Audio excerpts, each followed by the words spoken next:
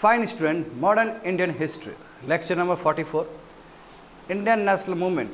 और इस लेक्चर में हम लोग अगस्त ऑफर के बारे में समझने वाले हैं। August offer, Cripps mission, cabinet mission, इस तरह। और देखो, ये ऐसा लेक्चर होने जा रहा है स्टूडेंट कि थोड़ा सा भी नहीं समझोगे ठीक से तो भूल जाओगे।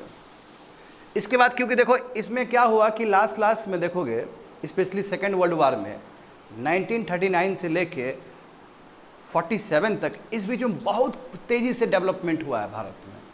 बहुत कुछ ऑफ़र दिया गया भारत में, और सब ऑफ़र एक ही तरह लगता है देखने में, समझने में, पढ़ने में।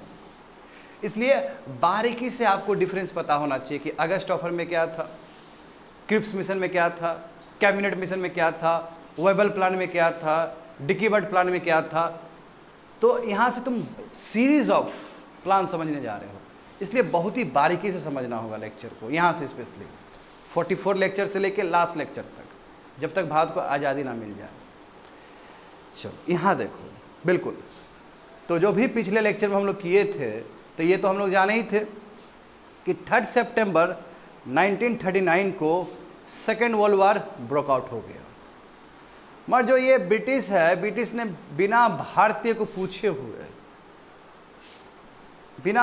पूछे हुए क्या किया कि इंडिया क्या करेगा, सेकेंड वर्ल्ड वार में पार्टिसिपेट करेगा। तो ये कांग्रेस को पसंद नहीं आया कि जब कांग्रेस का जब सरकार है, जब 6 प्रोविंस में बहुमत का सरकार है, 2 प्रोविंस में कोलिशन का सरकार है, तो पीपल से पूछ के ना ब्रिटिश इंडिया को पार्टिसिपेट करना चाहिए था। क्योंकि अब ब्रिटिश इंडिया भले ही रूल कर रहा हो उसके अंदर हम, मगर यस, यहाँ पे प्रोविंस में रिस्पॉन्सिबल गवर्नमेंट है, हाँ, सेंटर में रिस्पॉन्सिबल गवर्नमेंट नहीं है। क्योंकि 1935 का एक्ट देखोगे तो वहाँ पे प्रोविंशियल ऑटोनॉमी का बात था, वहाँ पे रिस्पॉन्सिबल गवर्नमेंट का बात था प्रोविंस में, बस सेंटर में ये चीज़ नहीं था। तो उस समय कांग्रेस ने, इंडियन नेशनल कांग्रेस ने ये भी मांग किया, यहाँ पर देख सकते हो कि कांग्रेस को ये पसंद नहीं आया कि कैसे यूनिलैटरली, कैसे ब्रिटिश इंडिया को धकेल सकता है वार में बिना इंडियन से पूछे हुए। इसमें कहा कि ठीक है, हम आपके वार एफर्ट को हम सपोर्ट करेंगे। चलिए, आपने ज्वाइन कर ही लिया, इंडिया को ज्वाइन करवा ही दिया, क्योंकि अब इंडियन आर्मी लोग जाएंगे, गोरखा लोग जाएंगे, पंजाब रेजिमेंट सब जाएगा वहाँ लड़ाई करने के लिए, जाट लोग जाएंगे, इंडियंस पूरी तरीके से कोऑपरेट करेगा, ऐसा इन लोगों का प्रिजम्पशन बना ब्रिटिश का। तो ठीक है, इंडियन नेशनल कांग्रेस ने कहा कि ठीक है, हम आपको सपोर्ट करेंगे, मगर 2 कंडीशन फुलफिल होना चाहिए। यानी कि सेकेंड वर्ल्ड वार का जो एफर्ट है उसमें हम आपको पार्टिसिपेट करेंगे, हम शामिल हो गए, but you have to follow the 2 condition. तो फर्स्ट कंडीशन क्या है कि इमिडिएटली, जैसे आपने प्रोविंशियल गवर्नमेंट में, यानी कि प्रोविंस लेवल पे आपने जो रिस्पॉन्सिबल गवर्नमेंट बना है, ये चीज़ एग्जैक्टली सेंटर में भी होना चाहिए। What does it mean? यानी कि सेंटर में भी executive must be responsible to your legislature, जो कि प्रोविंस में हो रहा था, क्योंकि प्रोविंस में प्रोविंशियल ऑटोनॉमी भी आ गया और प्लस रिस्पॉन्सिबल गवर्नमेंट भी आ चुका है। और हम जानते हैं कि 1935 एक्ट में जो प्रोविंस में जो पहले से डायरकी चल रहा था उसको ऑल टुगेदर ख़त्म कर दिया गया और कहा गया कि सेंटर में डायरकी लगेगा, बट सेंटर में रियल सेंस में कभी डायरकी लागू ही नहीं हुआ। डायरकी वही ट्रांसफर सब्जेक्ट और रिजर्व सब्जेक्ट। तो पहला मांग समझ गए विद्यार्थी लोग? पहला मांग क्या है कि रेस्पॉन्सिबल गवर्नमेंट सेंटर पे भी इस्टाब्लिश करे, जैसे प्रोविंस में इस्टाब्लिश्ड है, नंबर 1। नंबर 2 क्या है कि जब वार खत्म हो जाएगा तो कॉन्स्टिट्यूएंट असेंबली बनना चाहिए, ताकि हम लोग तय कर सके कि इंडिपेंडेंट भारत का संविधान कैसा होगा। अब बिल्कुल ये तो मौका मिलता है हमें, बात समझे ना? यानी कि वार के बाद कॉन्स्टिट्यूएंट असेंबली का मतलब क्या है कि ऐसा जगह जहाँ पे संविधान लिखा जाए, कॉन्स्टिट्यूशन बने, ताकि देश चला सके हम। एंड ये आफ्टर वार, मगर आपको कमिटमेंट देना पड़ेगा अभी। तो जो उस समय के जो वॉइस रॉय थे या उस समय के जो गवर्नर जनरल थे भारत के, लेलेंथ को, उन्होंने ये ऑफर को रिजेक्ट कर दिया, बोला नहीं मानेंगे यार। बट ये 2 कंडीशन क्या होता है? तो इसका इम्प्लीकेशन क्या होगा, इसका रिजल्ट क्या होगा कि कांग्रेस जो है, जिन्होंने 6 जगह पे अपना बहुमत का सरकार बनाया है, जो अभी तक 28 मंथ तक रूल कर चुका है, वो रेजिग्नेशन दे देगा। जैसे वो रेजिग्नेशन देगा तो यहाँ पे जो वॉइस रॉय है और यहाँ पे जो मोहम्मद अली जिन्ना है बहुत खुश हो जाएगा और डे ऑफ डिलीवरेंस मनाया जाएगा। सही बात है ना? देखो यहाँ पे समझो, हाँ, अब यहाँ पे समझो कि जब अपोज किया गया तो इंडियन नेशनल कांग्रेस का अपना सेशन बैठेगा, उसमें रेजुलेशन पास होगा। तो देखो यहाँ पे कांग्रेस वर्किंग कमेटी का रेजुलेशन पास हुआ। रेजुलेशन समझते हो ना? हाँ, जब सेशन होता है तो बहुत सारा चीज़ पास होता है ना जी, मोशन, रेजुलेशन, ये सब पास हुआ। उसमें क्या बोला गया कि अब तुम लोग खुद समझो, तुम बैकग्राउंड समझो कि ब्रिटिश ने, अब यहाँ पे दो पावर है ना, ब्रिटेन एक तरफ है, फ्रांस एक तरफ है, रसा भी आ जाएगा ब्रिटेन के साइड में, और यूएसए भी आ जाएगा, और इधर जो है दूसरा जो ब्लॉक है उसमें जर्मनी है, और उसमें इटली है, उसमें जापान है। तो अब देखो ब्रिटेन क्या बोला है कि हम फासिस्ट पावर से लड़ रहे हैं। फासिस्ट पावर जो इटली में था, हम नाजी पावर से लड़ रहे हैं। नाजी पावर जो हिटलर का था, और ताकि हम लड़ रहे हैं ताकि लोगों को हम फ्रीडम दिला सके। अब बताओ, ये ब्रिटिश बोल के लड़ाई करेगा? जानते हो कि लड़ाई क्या कर रहा है कि फासिस्ट पावर से लड़ने के लिए, नाजी पावर से लड़ने के लिए। अच्छा, तुम इतना ही बड़ा फ्रीडम का पुजारी होता तो भारत को आज़ादी अभी तक क्यों नहीं दिया है? तुम इतना ही तुम लोग को आज़ादी दिलवाना चाहता है जर्मनी में, तुम इतना ही लोग को इटली में आज़ादी दिलवाना चाहता है फासिस्ट नाजीजम से, तो इंडिया में तुमने फ्रीडम क्यों नहीं दिया? सवाल उठेगा नहीं इस चीज़ पे। देखो वही बात है वहाँ पे। तो कांग्रेस वर्किंग कमेटी में रेजुलेशन पास हुआ और कहा कि ये झूठ-मूठ का जो ब्रिटिश बोल रहा है कि फासिस्ट एग्रेशन के लिए काम कर रहा है, ऐसा कुछ नहीं। कंडेम करते हैं, निंदा करते हैं इस चीज़ का। ब्रिटेन का चेहरा अलग है और ब्रिटिश कुछ और है, दिखाता कुछ और है, बोलता कुछ और है। बात समझ गए ना? नंबर 1 देखो, India could not be a party to a war that is fought in the name of democratic freedom while that freedom being denied to India। कहा कि भारत उसका हिस्सा बिल्कुल नहीं बनने जा रहा है जो चीख चीख के बोला है कि हम फ्रीडम के लिए लड़ रहे हैं, हम फासिस्ट अग्रेशन के अगेंस्ट लड़ रहे हैं, बाद में वही जो कंट्री है इंडिया को फ्रीडम नहीं दे रहा है। तो ऐसा कंट्री से हम क्यों वो करेंगे, सपोर्ट करेंगे? आ रहा है समझ में ना?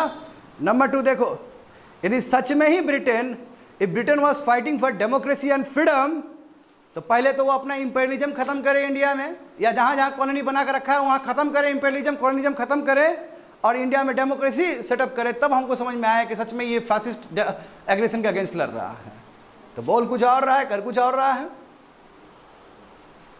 The government should declare it's war AIIMS and harm, यानी कि सरकार जल्दी से बोले कि वार का एम्स क्या है, and to how the principle of democracy way to be, कैसे भारत में लोकतंत्र बहाल हो, इसके बारे में सरकार बोले। नहीं तो सरकार झूठ मूठ का बोल कुछ और रहा है, कर कुछ और रहा है।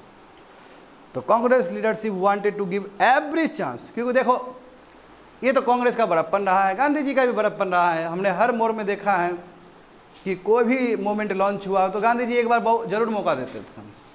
तो ये कांग्रेस का महानता है, कांग्रेस लीडरशिप का महानता है कि हर टाइम ही ब्रिटिश को चांस दिया है कि चलो भाई तुम ये सुधार लो, नहीं सुधारोगे तो कोई बात नहीं, हम मास मूवमेंट चला देंगे। यही ना हुआ जी? अब देखो क्या हुआ मगर, हाँ, लिलेंथगो वही 17 अक्टूबर 1939 में लिलेंथगो ने कुछ स्टेटमेंट दिया। देखो अब इसका स्टेटमेंट समझो। Refuse to define British war aims, यानी कि बोला कि हम ब्रिटिश वार जो अभी लड़ रहे हैं, हम किसके साथ? यूरोप ब्लॉक में, जर्मनी के साथ, इटली के साथ जो लड़ रहे हैं, उसका जो एम है हम अभी नहीं बोलेंगे, ठीक है? हाँ, beyond stating that Britain was resisting aggression, बस खाली ब्रिटेन बोल रहा है कि हम एग्रेशन से लड़ रहे हैं, मत तुम्हारा एम थोड़ी खाली एग्रेशन ख़त्म करना है। तुम केवल सच, मैं रियल बता रहा हूँ कि क्या रियल सेंस में खाली उसको नाजी को ही ख़त्म करना था क्या? अरे सुप्रीमेसी का बात है वो, समझ पा रहे बात को ना? यानी कि बोला कि हम ब्रिटिश वार का जो एम्स है उसको हम डिफाइन नहीं करना जा रहे हैं। बस इतना ही समझो कि ब्रिटेन क्या है, एग्रेशन को अपोज कर रहा है। Number 1 said it would consult representative of several communities, parties, interests in India and the Indian princes as to how the act of 1935 might be modified। अब जानते हो कि 1935 का जो एक्ट है वो थोड़ा लॉलीपॉप टाइप का था, उसमें बहुत सारे डिफेक्ट्स है। तो लिलिंथगो ने क्या किया, फर्स्ट तो बोला कि ठीक है, हम नहीं बताने वाले हैं वार एम्स क्या है, बस इतना समझो कि हम उसके लिए कर रहे हैं, एग्रेशन का अगेंस्ट कर रहे हैं, उससे आगे नहीं बताएंगे। नंबर 2 क्या बोला कि जितने भी स्टेक होल्डर हो, जितना भी पॉलिटिकल पार्टी या कम्युनिटी है, सबको एक साथ लाएंगे, कंसल्ट करेंगे और तब जाके हम गवर्नमेंट ऑफ इंडिया एक्ट 1935 में कुछ संशोधन करेंगे, मॉडिफाई करेंगे। तीसरा देखो क्या बोल दिया, sir it would immediately set up consultative committee whose advice could be sought whenever required, यानी कि एक कमेटी बनाएंगे, उस कमेटी सुनवाई करेगा और उस हिसाब से हम लोग स्टेप लेंगे। यानी कि क्या क्या इंडियंस का डिमांड्स है।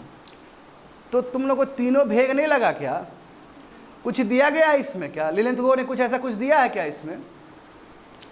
कुछ सब्सटैंशियल चीज़ इंडिया को दिया है क्या इसमें? बताओ तो तुम लोग ना। पहला वेगनेस है। सेकेंड में भी क्या है कि जब सभी स्टेक होल्डर आएंगे, साथ में आएंगे, तो उस हिसाब से गवर्नमेंट ऑफ इंडिया मॉडिफाइड करे। क्या है, what is this? And third क्या है कि हम बहुत तेज़ी से हम एक कमेटी बनाएंगे, कमेटी सुनवाई करेगा, जो भी जिसको भी एडवाइस देना वो एडवाइस देगा, उस हिसाब से हम काम करेंगे। अब देखो इस टाइम में ना वॉइस रॉय वही लिलेंथगो ने कोशिश किया था कि मुस्लिम लीग को और जो इंडियन प्रिंसेस है वही प्रिंसली स्टेट का, उसको एज अ वेपन के रूप में यूज़ किया जाए और एंटी कांग्रेस फोर्स के रूप में उसको यूज़ किया जाए। और यही कर ही रहा था बहुत साल से, ब्रिटिश ने यही नहीं किया है, डिवाइड एंड रूल पॉलिसी। और तुम लोगों को नहीं पता चला क्या राउंड टेबल कॉन्फ्रेंस में यही नहीं हुआ है? सेकेंड राउंड टेबल कॉन्फ्रेंस में पता चल गया कि कांग्रेस का गुडविल की जरूरत नहीं है। जब तक लॉयलिस्ट मेरे साथ है, जब तक माइनॉरिटी मेरे साथ है, कुछ नहीं हो सकता, कुछ नहीं कर सकता है कांग्रेस। ये मैसेज गया था ना सेकेंड राउंड टेबल कॉन्फ्रेंस से। तो अभी आगे देखो, तो इसका मतलब क्या हुआ कि इसका मतलब यही नहीं हुआ कि कांग्रेस का बात नहीं माना गया। कांग्रेस ने 2 स्टेटमेंट दिया, वो भी ठुकरा दिया। कांग्रेस ने रेजोल्यूशन पास किया, उसका भी कोई रिजल्ट अच्छा नहीं आया। तो कांग्रेस करेगा क्या? तो जितने भी कांग्रेस मिनिस्ट्री थे उन्होंने रेजिग्नेशन दे दिया। हाँ, और कहा कि ये वॉइस रॉय का स्टेटमेंट हमको पसंद नहीं आया। Rejected the viceroy statement as reiterated of the old imperialist policy and decided not to. ने कहा कि यार ये तो वही बात है, अभी भी नहीं सुधरा है, अभी भी पुराना वाला कॉन्सेप्ट पे ही चल रहा है, इम्पीरियलिस्ट एटीट्यूड अभी भी ब्रिटिश का जारी है, इसलिए हम वार को सपोर्ट नहीं करते हैं। ये बोल के रेजिग्नेशन दे दिया, मुंह पे फेंक दिया रेजिग्नेशन। और जब मुंह पे रेजिग्नेशन फेंका है कांग्रेस लोग सब, तो जानते हो कौन 2 खुश होंगे? वॉइस रॉय और जिन्ना खूब खुश। तो 22 दिसंबर 1939 को डे ऑफ डिलीवरेंस मनाया गया। जिन्ना ने जितने भी भारतीय मुस्लिम था सबसे अपील किया कि खुश हो जाओ बच्चे लोग, है ना, क्योंकि कांग्रेस मिनिस्ट्री ने क्या किया है, रिजाइन कर दिया है। और मार्च याद करना होगा तुम लोग को, जो 2 नेशंस थ्योरी पढ़े हो, याद करना लाहौर सेशन मुस्लिम लीग का। लाहौर सेशन में ये रेजोल्यूशन पास हो गया था ना पाकिस्तान का, जहाँ ऐसा जो कंटिन्यूस जोग्राफिकल जो एरिया है जहाँ पे मुस्लिम आबादी ज़्यादा है, वहाँ पे इंडिपेंडेंट स्टेट बनाया जाए और भारत का बंटवारा होगा, भारत का डिवीज़न होगा on the base of religion line, और सेपरेट नेशन बनेगा। क्योंकि हिंदू और मुस्लिम अब एक साथ नहीं रह सकते, हिंदू और मुस्लिम दो अलग कंट्री को रिप्रेजेंट करता है। तो 1940 का रेजोल्यूशन में तो पता चल ही गया था। समझ पा रहे हो ना? हाँ, अब देखते चल रहा है विद्यार्थी लोग, यहाँ से बहुत कुछ होगा।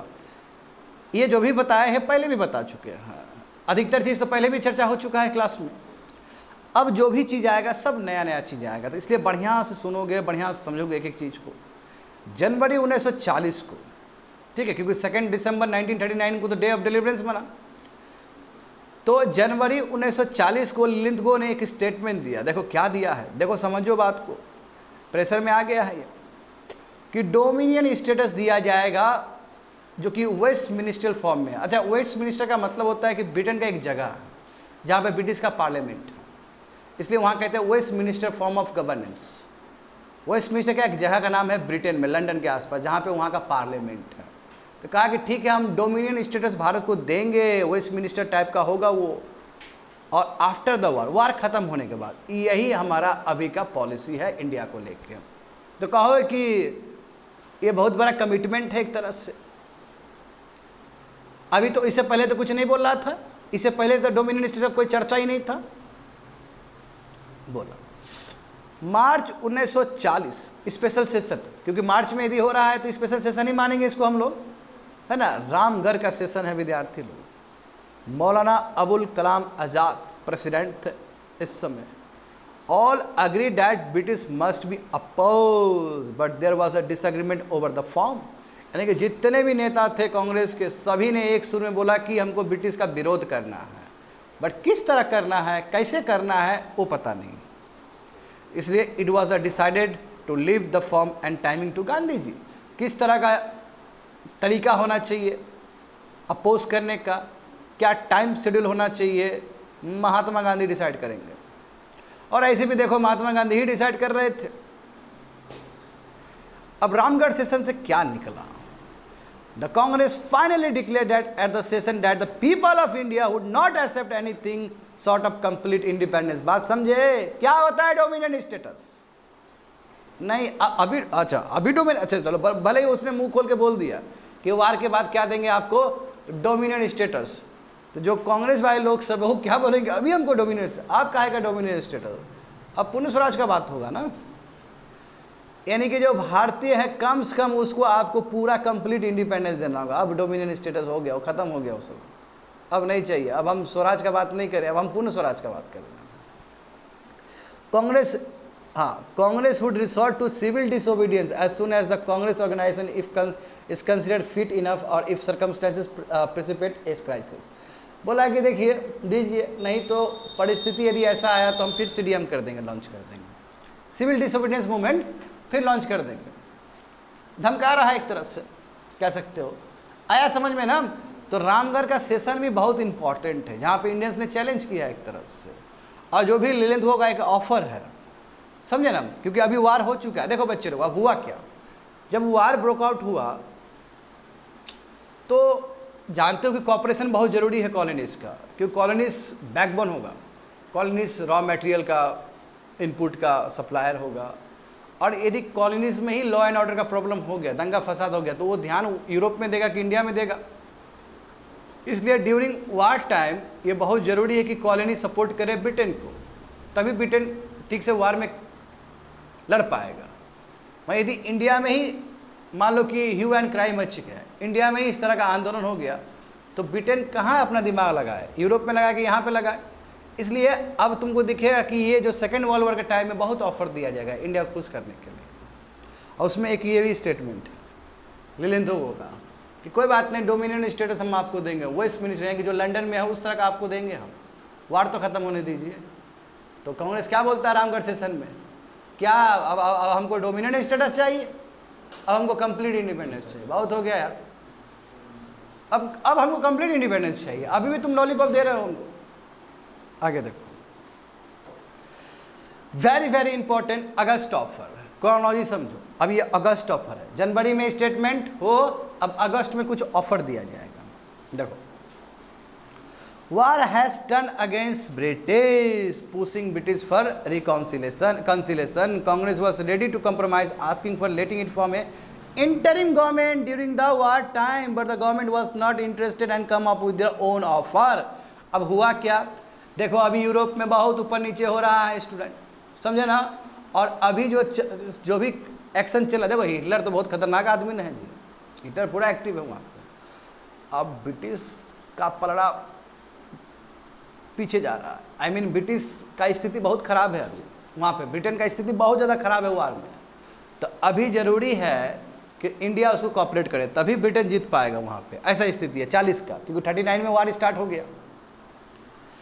तो कांग्रेस का मांग क्या है कि चलो ठीक है, वर्ल्ड वार ख़त्म होने के बाद ही तुम हमको दोगे इंडिपेंडेंस, अभी फ़िलहाल इंटरिम गवर्नमेंट बनाने का हमको इजाज़त दे दो।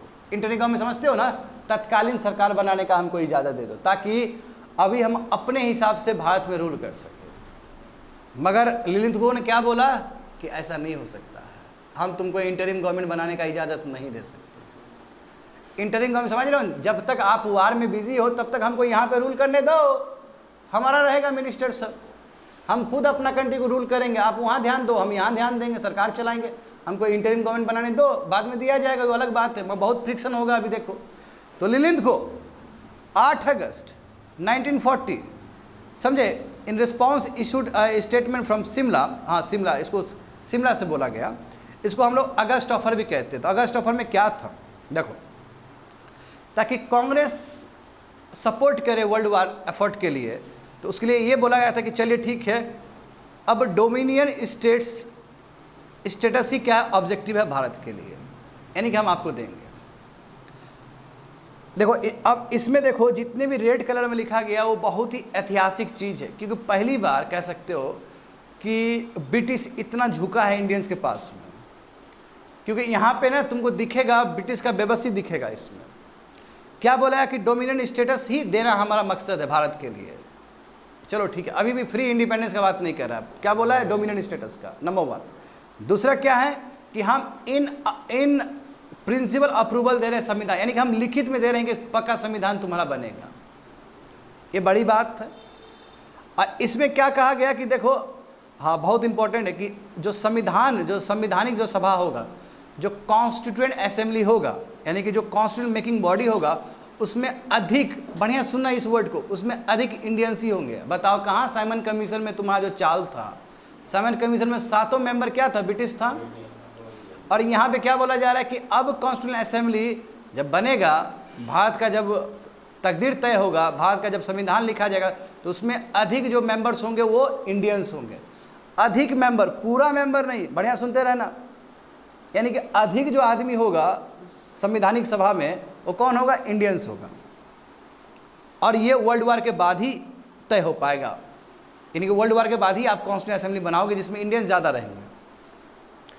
हाँ, मैं बार बार रिपीट कर रहा हूँ, इंडियंस ज़्यादा रहेंगे, पूरा रहेंगे ये बात नहीं है, क्योंकि पूरा रहेंगे बात वो बाद में होगा, दूसरा एक्ट में होगा, देखते जाओ। अब सब लॉलीपॉप दिया जा रहा है, समझ रहे हो ना, समझ में आ ही रहा है कि जो वॉइसरॉय का जो एग्जीक्यूटिव काउंसिल है उसमें जो इंडियंस है 7 है, 7 को बढ़ा के 12 कर दिया जाएगा, लॉलीपॉप। और एक वार एडवाइजरी काउंसिल भी बनाया जाएगा, अब बाद में डिफेंस नेशनल डिफेंस काउंसिल भी सेटअप किया जाएगा। बट कहीं ना कहीं जानते हो ना बाबू, सब लॉलीपॉप दे रहा है तो एक बीच में वो भी डाल देगा, थोड़ा एक ब्रेकर भी डाल देगा। तो ब्रेकर क्या है कि आने वाले समय में कोई भी संविधान को एक्सेप्ट नहीं किया जाएगा बिना माइनॉरिटी के कंसेंट से, बिना माइनॉरिटी के अप्रूवल से। अब माइनॉरिटी तो जानते हो कि ये ब्रिटिश का जेब का चीज़ है, बाद में कोई भी माइनॉरिटी, यानी कि मुस्लिम लीग ही ने मना कर दिया तो संविधान तो इसका मतलब नहीं बनने जा रहा है। तो सब चीज़ तो लॉलीपॉप दिया ऊपर से, और एक ब्रेकर लगा दिया कि कोई भी फ्यूचर कॉन्स्टिट्यूशन नहीं बन सकता यदि माइनॉरिटी का अप्रूवल नहीं मिले। तो बात समझ में आया तुम लोग को कि क्या क्या चीज़ अगस्त ऑफर में आया। अगस्त ऑफर बहुत इंपॉर्टेंट है, कोई पूछेगा कि अगस्त ऑफर किसने दिया था तो क्या बोलोगे, लिलिंथगो ने दिया था। ऐसा क्यों दिया, परिस्थिति ऐसा क्यों आया, क्योंकि जो यूरोप में जो वार हो रहा है उसमें अभी ब्रिटिश पीछे जा रहा है, तो उसको अभी इंडिया को खुश करना है, कांग्रेस को अपने पाले में लेना है, ताकि कांग्रेस क्या करे, सपोर्ट करे वार एफर्ट में ब्रिटिश को, यहाँ पे कोई तरह का न्यूसेंस क्रिएट ना करे इंडिया में, ताकि पूरी तरीके से कंसंट्रेट कर सके ब्रिटेन वहाँ पे, और यहाँ से जो इंपॉर्टेंट जो रॉ मटेरियल सब जाता है वो कंटिन्यू रहे। इसमें डोमिनियन स्टेटस का बात है, इन प्रिंसिपल अप्रूवल की बात है। दूसरा क्या है, तुम्हारा कॉन्स्टिट्यूएंट असेंबली बनेगा वार के बाद, उसमें ज़्यादातर इंडियंस रहेंगे। और अभी फिलहाल हम एग्जीक्यूटिव जो काउंसिल है वॉइसरॉय का, वो 7 से हम 12 कर देंगे, समझे। मगर यदि कोई भी संविधान बनेगा और उसमें यदि माइनॉरिटी का अप्रूवल नहीं है तो संविधान नहीं बन सकता है। ये मैं बार बार बोल रहा हूँ क्योंकि इस तरह का प्रपोजल आगे भी आएगा। तो ये समझ में आ गया ना ये चीज़। चलो हाँ, अब देखो कैसे रिएक्ट हुआ, कांग्रेस ने कैसे रिएक्ट किया और मुस्लिम लीग ने कैसे रिएक्ट किया, तो इसी का इवैल्यूएशन करते हैं हम लोग। देखो पहली बार अभी तक के हिस्ट्री में, अभी तक के इंडियन नेशनल मूवमेंट के स्ट्रगल में पहली बार तुमको समझ में आया कि डोमिनियन स्टेटस पहली बार ऑफर्ड किया गया। शुरू में तो हम लोग लड़ ही रहे थे इस चीज़ के लिए, हाँ शुरू में हम डोमिनियन स्टेटस के लड़ रहे थे, गांधी जी भी तो लड़ रहे थे, हाँ लड़ रहे थे। मैं पहली बार कहीं ना कहीं अगस्त ऑफर में आपको फॉर्मली, समझे ना, फॉर्मली आपको दिखा कि चलो ठीक है ब्रिटिश इस चीज़ के लिए तो तैयार है, डोमिनियन स्टेटस के तैयार है। तो कोई पूछेगा तुम लोग को सिविल सर्विस में या दूसरे एग्जाम में कि बताओ कौन सा ऐसा समय है या कौन सा ऐसा प्रोविज़न है या कौन सा ऐसा ब्रिटिश का एक्ट है, पॉलिसी है, जहाँ पे ब्रिटिश ने पहली बार डोमिनियन स्टेटस को एक्सप्लिसिटली मेंशन किया है, तो वो अगस्त ऑफर है। इसलिए अगस्त ऑफर इंपॉर्टेंट हो जाता है। Number 1, for the first time right of Indians to frame their constitution was recognised. पहली बार बोला गया ना कि अधिकतर इंडियंस रहेंगे कॉन्स्टिट्यूशन असेंबली में। कॉन्स्टिट्यूशन असेंबली किस लिए, संविधान बनाने के लिए। ये भी पहली बार रिकॉग्निशन मिला इस तरह कि इंडियंस क्या करेंगे, अधिकतर इंडियंस रहेंगे जो संविधान बनाएंगे कॉन्स्टिट्यूशन असेंबली में, संविधानिक सभा में। ये भी बड़ी बात है।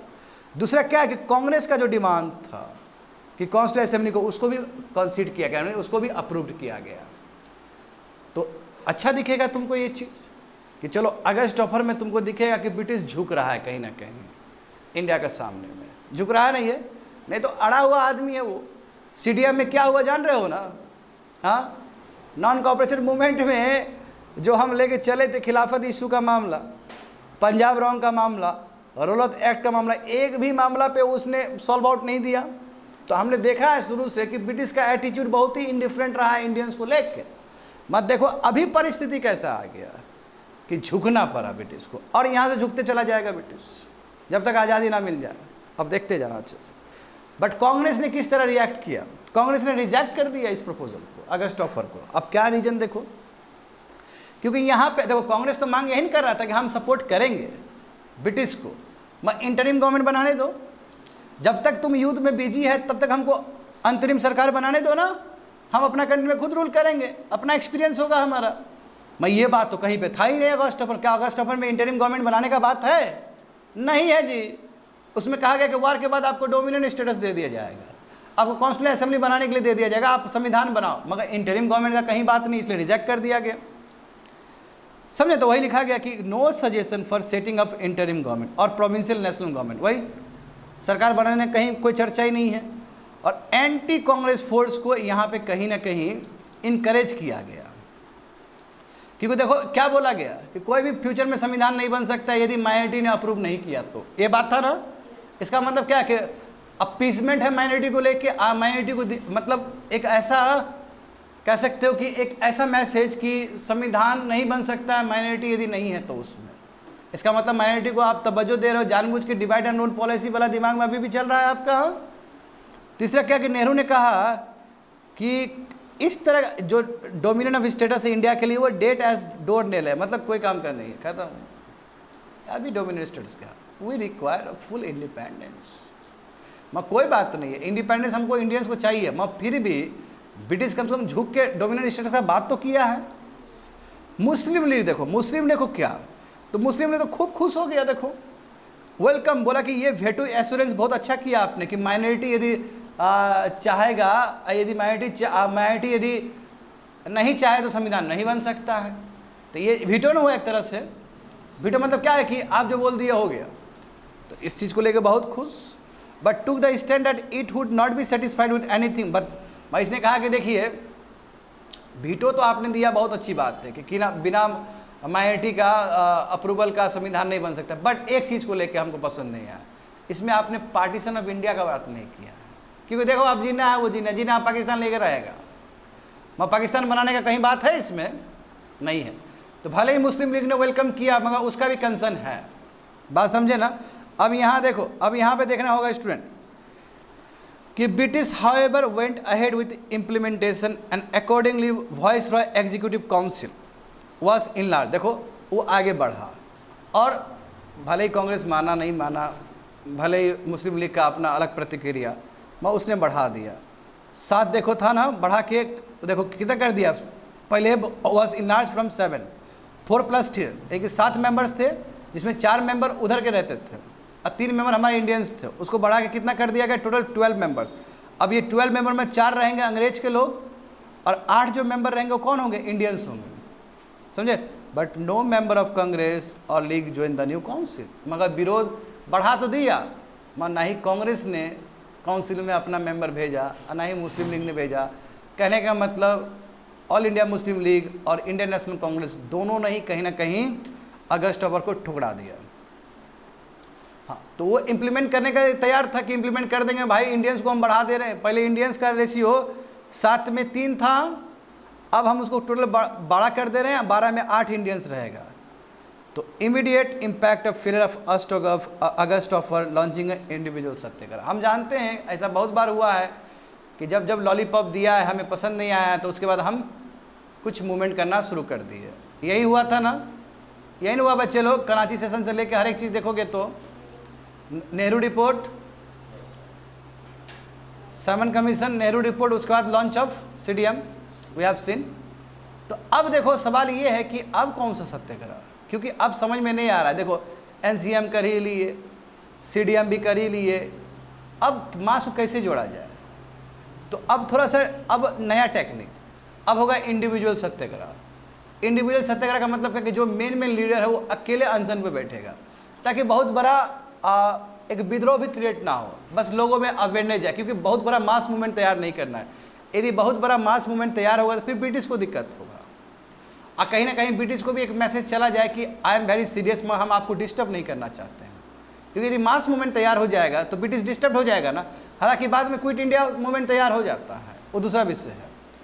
अभी कौन सा आ रहा है, तो देखो ये सब क्रोनोलॉजी मैं इसलिए आराम से बता रहा हूँ क्योंकि इसके बाद भेग है, सभी चीज़ भूल जाओगे, बार बार भूल जाओगे ये सब चीज़। इसलिए लेक्चर को बार बार समझने का प्रयास करो कि अगस्त ऑफर के बाद इंडिविजुअल सत्याग्रह। अब इंडिविजुअल सत्याग्रह में क्या है कि जो इंपॉर्टेंट लीडर है वो अकेले सत्याग्रह करेंगे, इसमें मास नहीं करेंगे, ताकि वो मास को अवेयरनेस फैला सके कि बी रेडी। आगे देखो इंडिविजुअल सत्याग्रह 1940 का। तो अब इसमें समझो, तो government had taken the adamant position that no constitutional advancement could be made till the Congress came to an agreement with the Muslim leaders. It issued ordinance after ordinance taking away the freedom of speech and that of the press. And towards the end of 1940, the Congress once again asked Gandhi to take command.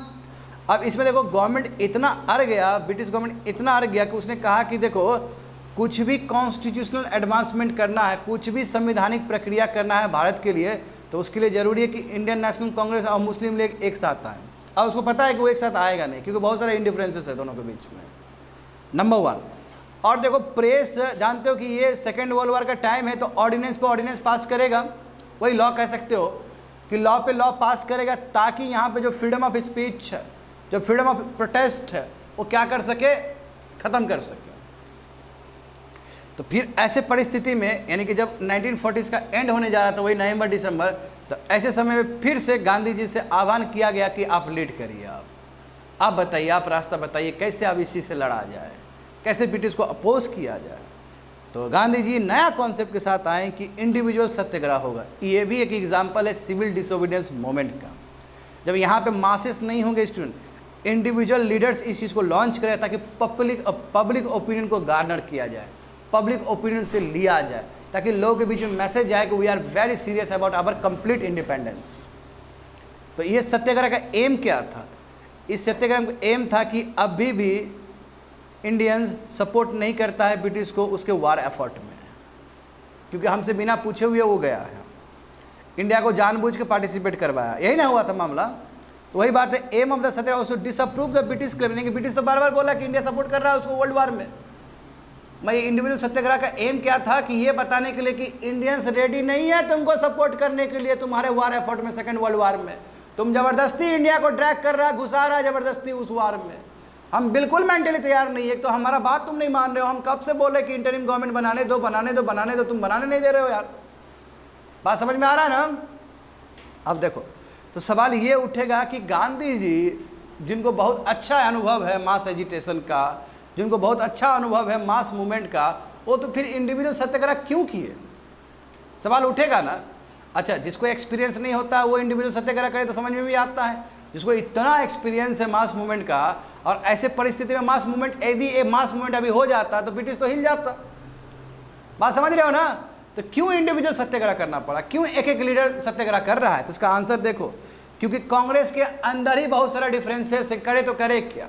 कोई mass movement बोल रहा है, कोई कुछ बोल रहा है, तो जो डिसिप्लिन का लैगिंग था कांग्रेस के अंदर ही, नंबर 1। नंबर 2 देखो, चूंकि मास अभी रेडी नहीं है, समझे, it was the step to leave the, ये अभी मास रेडी नहीं है, इंडिविजुअल सत्याग्रह के द्वारा मास को तैयार किया जाएगा, पब्लिक ओपिनियन लिया जाएगा कि पब्लिक लोग क्या सोचता है ब्रिटिश के बारे में, पब्लिक लोग क्या सोचता है मास मूवमेंट के बारे में।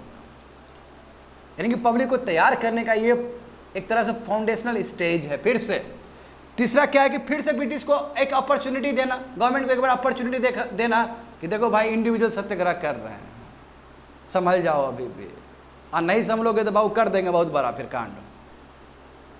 एक बार मौका दिया जाए ना इंडिविजुअल सत्याग्रह के, यदि इंडिविजुअल सत्याग्रह किया जाए तो लॉ एंड ऑर्डर का प्रॉब्लम तो नहीं होने जा रहा है, नहीं होने जा रहा है, बट एक बहुत बड़ा मैसेज जाएगा ब्रिटिश को।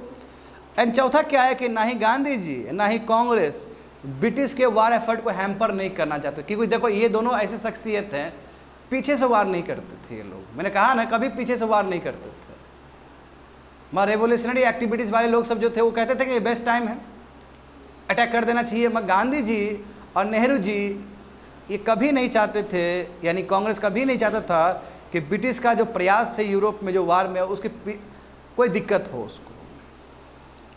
तो Gandhi ji felt allied cause was just, हाँ, तो गांधी जी कहते थे कि नो, अभी इंटरफेयर नहीं करना है। बस इंडिविजुअल सत्याग्रह करके मैसेज देना है ताकि ब्रिटिश सुधर जाए और हमको सही सही चीज़ दे दे जिसके लिए हम मांग कर रहे हैं।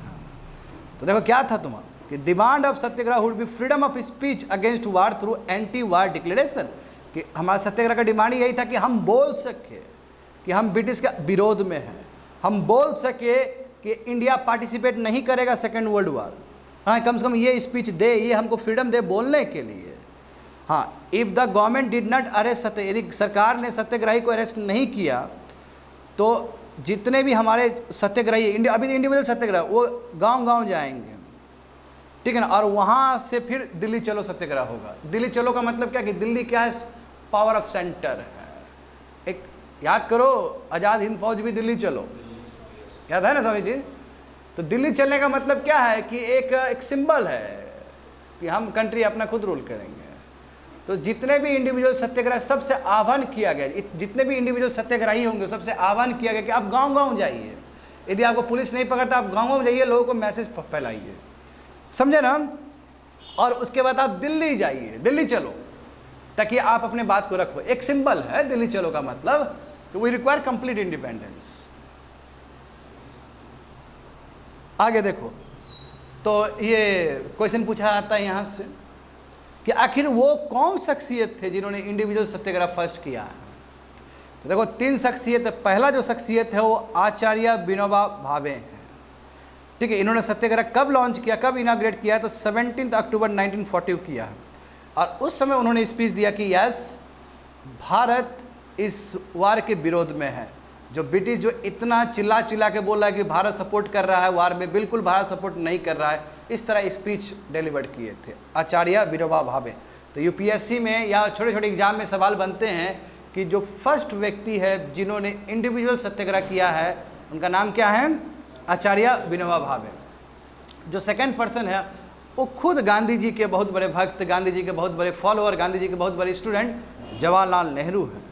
इनफैक्ट इस सत्याग्रह में जवाहरलाल नेहरू ने गांधी जी ने ये कहा कि जवाहरलाल नेहरू क्या है, हमारा सक्सेसर होगा। बड़ी बात है, इतने लोग सब गांधी जी के नीचे जुड़े हुए हैं, मगर गांधी जी ने किसको अपना सक्सेसर बताया, जवाहरलाल नेहरू को, क्योंकि कहीं ना कहीं जो विचारधारा है काफ़ी मैच करता है। हालांकि कन्फ्लिक्ट भी है, याद करो स्ट्रगल ट्रूथ स्ट्रगल, और ये क्या बोलते थे, स्ट्रगल विक्ट्री। स्ट्रैटेजी में डिफरेंसेस है, मगर जो कहोगे अप्रोच में बहुत सारे चीज़ में सिमिलरिटी भी है, गुरु और शिष्य का, एकदम गुरु और शिष्य की तरह थे दोनों। एंड ब्रह्मदत्त भी तुम्हारा थर्ड इंडिविजुअल सत्याग्रही बने। तो याद रहेगा तीनों शख्सियत का नाम तुम लोग को। हाँ देखो, वही बोला कि गांधी जी और नेहरू जी का जो रिलेशन था वो टीचर और सन का रिलेशन था, वही विद्यार्थी और टीचर का रिलेशन था, कह सकते हो। डिफरेंट आइडियाज़ थे रिलीजन को लेके, गवर्नमेंट के तरीके को लेके, इकोनॉमिक पॉलिसी को लेके, मगर दोनों ही शख्सियत बिलीव करते थे नॉन वायलेंस के पाथ को, दोनों ही शख्सियत बिलीव करते थे सही रास्ते को, ट्रूथ को, दोनों ही व्यक्ति पसंद करते थे सत्याग्रह और पीसफुल प्रोटेस्ट को। इनफैक्ट गांधी जी नेहरू को अपने बच्चे से भी ज़्यादा ट्रस्ट करते थे, क्योंकि जो विचारधारा था, देखो एक तो बात है कि गांधी जी का बच्चा कोई काम का नहीं था, ये सबको पता है ना, लव मैरिज कर लिया था, उसको लेके बहुत बड़ा विवाद हुआ, बहुत कुछ हुआ है। हालांकि वो थोड़ा डार्क चैप्टर है। गांधी जी के बारे में कहा जाता है स्टूडेंट कि गांधी जी बहुत अच्छे नेशनल फादर तो बन गए मगर रियल फादर नहीं बन पाए। खैर उस आरोप पे हमें जाना नहीं है, क्योंकि गांधी जी का मतलब किसी फैमिली का फादर नहीं है, गांधी जी कंट्री के फादर है, तो उनका कंट्रीब्यूशन उसी तरह समझा जाए, है ना। जो आदमी जिस चीज़ के लिए जाना जाता है वही चीज़ पढ़ना भी चाहिए और वही से चीज़ प्रेरणा भी लेना चाहिए हमें, समझ पा रहे हो ना। हाँ, है थोड़ा सा डार्क चैप्टर उस तरफ है, ठीक है, तो बिल्कुल उस पर नहीं जाना है, हाँ वो नहीं जाना है हमें। उसे क्या मतलब है आपको, आपको मतलब है कंट्रीब्यूशन से मतलब होना चाहिए। अब यहाँ पे समझ में आ गए तुम लोग को। बताओ सभी जो शख्सियत है, आचार्य विनोबा भावे, जवाहरलाल नेहरू, ब्रह्मदत्त, ये सभी को गिरफ्तार कर लिया गया डिफेंस ऑफ इंडिया एक्ट, वही डिफेंस ऑफ इंडिया एक्ट जो पहले भी किसी न किसी फॉर्म में था, रौलत एक्ट के फॉर्म में था। अब सेकेंड वर्ल्ड वार है तो ऑर्डिनेंस पर ऑर्डिनेंस पास होगा और कोशिश करेगा कि ये लोग को बोलने नहीं दे। तीनों को पकड़ के जेल में डाल दिया गया। स्टूडेंट समझो, यहाँ पे जो चीज़ बताएं वही लिखा गया है। 17 अक्टूबर 1940 को ये स्टार्ट किए ना आचार्य विनोबा भावे ने स्टार्ट किया बाय डिलीवरिंग एंटी वार स्पीच 17 दिसंबर 1940 को। गांधी जी ने कहा कि नो, उतना एनर्जी क्रिएट नहीं कर पाया इंडिविजुअल सत्याग्रह ने जितना करना चाहिए था, इसलिए गांधी जी ने क्या किया, इस मूवमेंट को, इंडिविजुअल सत्याग्रह को सस्पेंड कर दिया, यानी कि बहुत जल्दी सस्पेंड हो गया। कह सकते हो कि इतना अच्छा फ्रूटफुल रिजल्ट नहीं दिया इंडिविजुअल सत्याग्रह ने, इसलिए सस्पेंड कर दिया इस मूवमेंट को। 5 जनवरी 1941 को स्टूडेंट फिर से कैंपेन स्टार्ट हुआ, और इसमें देखो सेकेंड फेज में तो और गजब हुआ है, लगभग 20,000 लोग को जेल में डाल दिया गया। सेकेंड बार फिर स्टार्ट हुआ, मगर 20,000 लोग को अरेस्ट कर लिया गया। और दिसंबर 1945 में कांग्रेस वर्किंग कमेटी ने फाइनली डिसाइड किया कि नो, अब इनफ इज इनफ, अब फाइनली कंप्लीट खत्म कर देते हैं इस चीज़ को, क्योंकि सेकंड फेज में भी स्टार्ट किए, मैं सेकंड फेज में अधिक से अधिक आदमी को तो गिरफ्तारी कर लिया ब्रिटिश, यानी कि ब्रिटिश अभी भी वो हेजिमोनी वाला रूप में है, ब्रिटिश अभी भी झुकने के लिए तैयार नहीं है। समझ रहे हो ना बच्चे लोग? हाँ, तो इसलिए कहा कि चलो ठीक है, ख़त्म ही कर देते हैं मूवमेंट को। दिसंबर 1941 को पूरा मूवमेंट बंद कर दिया गया, ख़त्म कर दिया गया। तो हम कह सकते हैं कि इंडिविजुअल सत्याग्रह का सिग्निफिकेंस उतना ज़्यादा नहीं है जितना पहले मास मूवमेंट सबका था। समझ गए ना? अब देखो, हाँ, अब यहाँ पे तुम लोग को समझना होगा क्रिप्स मिशन, तो क्रोनोलॉजी याद रहेगा, बिल्कुल भूलोगे। यहाँ पे मैं बोल रहा हूँ बार बार भूलोगे ये। अगस्ट ऑफर समझ गए ना? अगस्ट ऑफर आया और लिलिंथुगो का अगस्त में जो बोले थे कि ये देने के लिए तैयार, हम उसमें कुछ ब्रेकर भी लगा दिए। फिर इंडिविजुअल सत्याग्रह के बाद अब आएगा क्रिप्स मिशन। आप समझते जाओ बच्चों को, क्रिप्स मिशन। ये देखो स्टैफर्ड क्रिप्स है, ये कह सकते हो कि ब्रिटेन का जो कैबिनेट है उसके वो पर्सन है। बाद में एक बार फिर से आएंगे, वो कैबिनेट मिशन में भी ये आदमी आएंगे फिर से। अभी क्रिप्स आया है मिशन पे, ये आदमी आया है भारत के साथ समझौता करने के लिए, भारतीय के साथ समझौता करने के लिए। इसको वहाँ से भेजा जाएगा, ब्रिटेन से भेजा जाएगा। देखो रीजन क्या है, बैकग्राउंड में क्या चल रहा है और क्या स्टेप्स लिया गया। देखो वर्ल्ड वॉर सेकेंड में सिचुएशन बहुत ही गंदा हो गया ब्रिटेन का। क्यों बच्चे लोग? क्योंकि जर्मनी, याद है ना हिटलर, अरे रसिया में चला गया था अटैक करने के लिए, कि जर्मन इन्वेजन ऑफ रसिया। तो उस समय के जो प्रेसिडेंट थे यूएसए के, चाइना के and leaders of British Labour Party put pressure on then PM Winston Churchill, कि उसमें ये चर्चिल भी जानते हो कि दिमाग खराब वाला था चीज़ था। हालांकि ब्रिटेन के लिए तो बहुत कुछ किया है, इंडिया के लिए तो बहुत बड़ा विलन है ये चर्चिल। तो चर्चिल पे बोला है कि बाबू अब ईगो कम करो अपना, यहाँ रसिया पे अटैक हो गया जर्मनी का, और तुम अभी तक तुम्हारा जो यदि इसी तरह रवैया रहेगा इंडिया की तरफ तो हो जाएगा, बढ़िया से वार जीत लेंगे हम लोग। अपना एटीट्यूड चेंज करो, कॉपरेशन चाहिए इंडिया से, वरना हम लोग हार जाएंगे। अब बड़े बड़े जो पावर है, प्रेसिडेंट ऑफ यूनाइटेड स्टेट्स का एंट्री हो चुका है, तो प्रेशर आएगा विंस्टन चर्चिल पे भी। तो अब बताओ, प्रेशर आया मगर नाम के लिए प्रेशर आया, उसने भेज दिया अपने एक मेंबर को।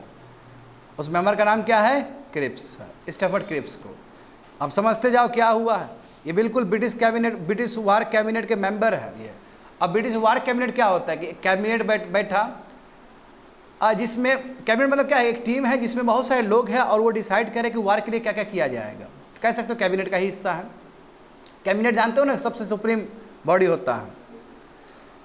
तो mission headed by sir Stafford Cripps, यानी कि एक मिशन है जिसमें खुद ये नेतृत्व दे रहे हैं क्रिप्स, जबकि क्रिप्स तुम्हारा कैबिनेट रैंक के मिनिस्टर है कह सकते हो। इनको भारत भेजा गया और कहा गया कि जाओ इंडिया से कॉपरेशन लो, नहीं तो यहाँ पे रसिया ऊपर अटैक हो गया जर्मनी का, कहीं हमारा ब्लॉक खराब ना हो जाए, हमारा ब्लॉक बर्बाद ना हो जाए, कहीं हम हार ना जाए, जाओ इंडिया से कॉपरेशन लो। मगर देखो इसका जो एटीट्यूड है ना बाबू, वो बोला था लेना है लो, नहीं लेना है तो मत लो, ये एटीट्यूड से आया था ये। और यहाँ तो खुद भड़का हुआ इंडियन नेशनल कांग्रेस कि बढ़िया लॉलीपॉप दिया वो तो हम टुकड़ा दिए, और तुम्हारा जो एटीट्यूड है हमको कहाँ पसंद आने वाला है। मैं कांग्रेस के बारे में बोल रहा हूँ। तो देखो ये बड़ा एटीट्यूड से आएगा यहाँ पे। देखो तो मेन प्रपोजल क्या था, देखो ये प्रपोजल देखो इसलिए कहते हैं कि बहुत सारा चीज़ चेंज हो जाएगा। अगस्त ऑफर में जो तुमको दिखेगा, हाँ, वो तुमको क्रिप्स मिशन में थोड़ा डिफरेंट दिखेगा। अब क्या है ये कि Indian union with dominion status would be set up. बताओ, इंडियन यूनियन बनाया जाएगा, फेडरेशन बनाया जाएगा, भारत एक भारत बनाया जाएगा। इसमें समझना, बढ़िया समझा, इंडिया को फ्री है, इंडिया चाहे तो कॉमनवेल्थ को ज्वाइन कर सकता है, और नहीं तो वो, हाँ, और नहीं तो वो यूनाइटेड नेशंस को पार्टिसिपेट कर सकता है। अब कहोगे सर ये कौन सा बड़ा बात हुआ? पहली बार भारत को ये अपॉर्चुनिटी मिल रहा है कि वो कॉमनवेल्थ का मेंबर बन सकता है। अच्छा, कॉमनवेल्थ का मतलब क्या होता है? कि ब्रिटिश ने जितने भी कंट्री को गुलाम बनाया है वो सब क्या है, तुम्हारा कॉमनवेल्थ का मेंबर है। हाँ, बनना है तो बनो, नहीं बनना है तो मत बनो। यदि बनोगे तो बेनिफिट होगा, कुछ ना कुछ मिलते रहेगा वहाँ। अभी भी स्टिल हम कॉमनवेल्थ के मेंबर हैं। तो इसमें ये बोला गया कि इंडिया को हम फ्री करते, इंडिया को यदि कॉमनवेल्थ का मेंबर बनना है तो इंडिया बन सकता है और वो यूनाइटेड नेशंस में पार्टिसिपेट भी कर सकता है। ये कहोगे तो एक स्टेप और झुका है, कम से कम उसमें ऑफर में कम से कम। ये अलग बात है कि ऑफर किस तरह दिया जाएगा, जो ऑफर का जो फीचर्स है कि इंडिया डोमिनेंट स्टेटस होगा, इंडियन यूनियन बनेगा। अब दूसरा देखो, फ्रेश इलेक्शन होंगे प्रोविंशियल लेजिस्लेचर के लिए, after which a constitution making body would be set up. यानी कि इलेक्शन होगा और उसके बाद फिर कॉन्स्टिट्यूशन असेंबली बनाया जाएगा जहाँ पे फिर संविधान बनेगा भारत के लिए। हाँ, अब समझो बात, बच्चे लोग यहाँ पे समझना है। Constitution would be accepted by British on 2 condition. संविधान जो बनेगा आफ्टर वार वो तभी ब्रिटिश स्वीकार कर पाएगा यदि 2 कंडीशन फुलफिल हो। पहला कंडीशन क्या है, समझना बढ़िया से। Any Indian province if not accept the constitution will remain outside the union and can negotiate separately with the British. बात समझ में आ रहा है? देश तोड़ने का बात है ना यहाँ पे। क्या बोला कि कोई भी प्रोविंस, कोई भी राज्य यदि संविधान से खुश नहीं है तो यूनियन से निकल सकता है। तो तुम क्या यूनियन बना रहा है फिर? यदि हम अभी बोले कि ओडिशा भारत से निकल सकता है, यदि मैं बोलूं कि तमिलनाडु भारत से निकल सकता है, तो कभी इंडिया कल्पना कर सकते हैं क्या हम? तो तुम तो देश तोड़ने का बात कर रहा है कहीं ना कहीं। इसमें 2 कंडीशन रखा है, कोई भी प्रोविंस को यदि संविधान पसंद नहीं आया, जो संविधान बनेगा पसंद नहीं आया, तो वो भारत के यूनियन से निकल सकता है, इंडिया का जो हिस्सा है उससे निकल सकता है। आ रहा है समझ में? कितना बड़ा ब्लंडर है ये, बहुत बड़ा ब्लंडर है ये। तुम यूनियन बनाने का बात कर रहा है कि यूनियन तोड़ने का बात कर रहा है? ये कंडीशन समझ रहे हो ना? और वो आके सेपरेटली ब्रिटिश से क्या कर सकता है, नेगोशिएट कर सकता है। अरे भाई, तुम अपने पाले में गेंद ले रहा है, तुम अपना ही बात कर रहा है यहाँ पे भी। तो ये क्या, ये तो ठगी हो गया ना एक तरह से, ये ठगी है। और बाद में जानते हो कि वही फोर्स वो कर देगा, उसको उसका देगा, वो बाहर कर देगा, फिर सेपरेट नेगोशिएट करेगा। क्या इंडियन नेशनल कांग्रेस को बुझने नहीं आएगा क्या ये सब चीज़? आ रहा है समझ में क्या बोल रहे हैं? दूसरा कंडीशन क्या है, ट्रीटी टू बी नेगोशिएटेड। हाँ, ट्रीटी बनेगा, एक ट्रीटी बनेगा। ट्रीटी समझते हो ना? हाँ, वर्क होगा, उस पर समझौता होगा और उससे पीसफुल पावर ऑफ ट्रांसफर, यानी कि ब्रिटिश से फिर इंडिया को दे दिया जाएगा। यानी कंप्लीट इंडिपेंडेंस का ही बात है, डोमिनेंट स्टेटस का बात नहीं है यहाँ पे। बच्चे लोग समझ में आ रहा है? कंडीशन देखो, चलो सेकंड कंडीशन समझ में आ कि ट्रीटी होगा। मतलब पहला जो कंडीशन है, देखो पहला कंडीशन क्या है उसमें समझ में आया ना? यदि संविधान जो बन के तैयार होगा, कोई भी प्रोविंस को, स्टेट को पसंद नहीं आए तो वो संविधान को ठुकरा भी सकता है और वो भारत से बाहर निकल भी सकता है, यानी कि इंडियन यूनियन से बाहर निकल भी सकता है और ब्रिटिश से सेपरेटली नेगोशिएट भी कर सकता है। सबसे ब्लंडर है वो। And British government would have complete control over the, बताओ ब्रिटिश गवर्नमेंट फिर भी क्या करेगा, डिफेंस और मिलिट्री को पूरी तरीके से अपने अंदर ही रखेगा।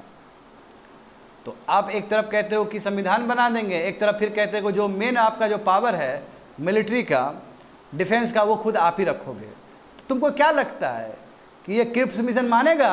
देखो नीचे, जवाहरलाल नेहरू और मौलाना आज़ाद गए थे नेगोशिएटर वो करने के लिए, नेगोशिएट करने के लिए क्रिप्स के साथ, और ये सब चीज़ रखा है।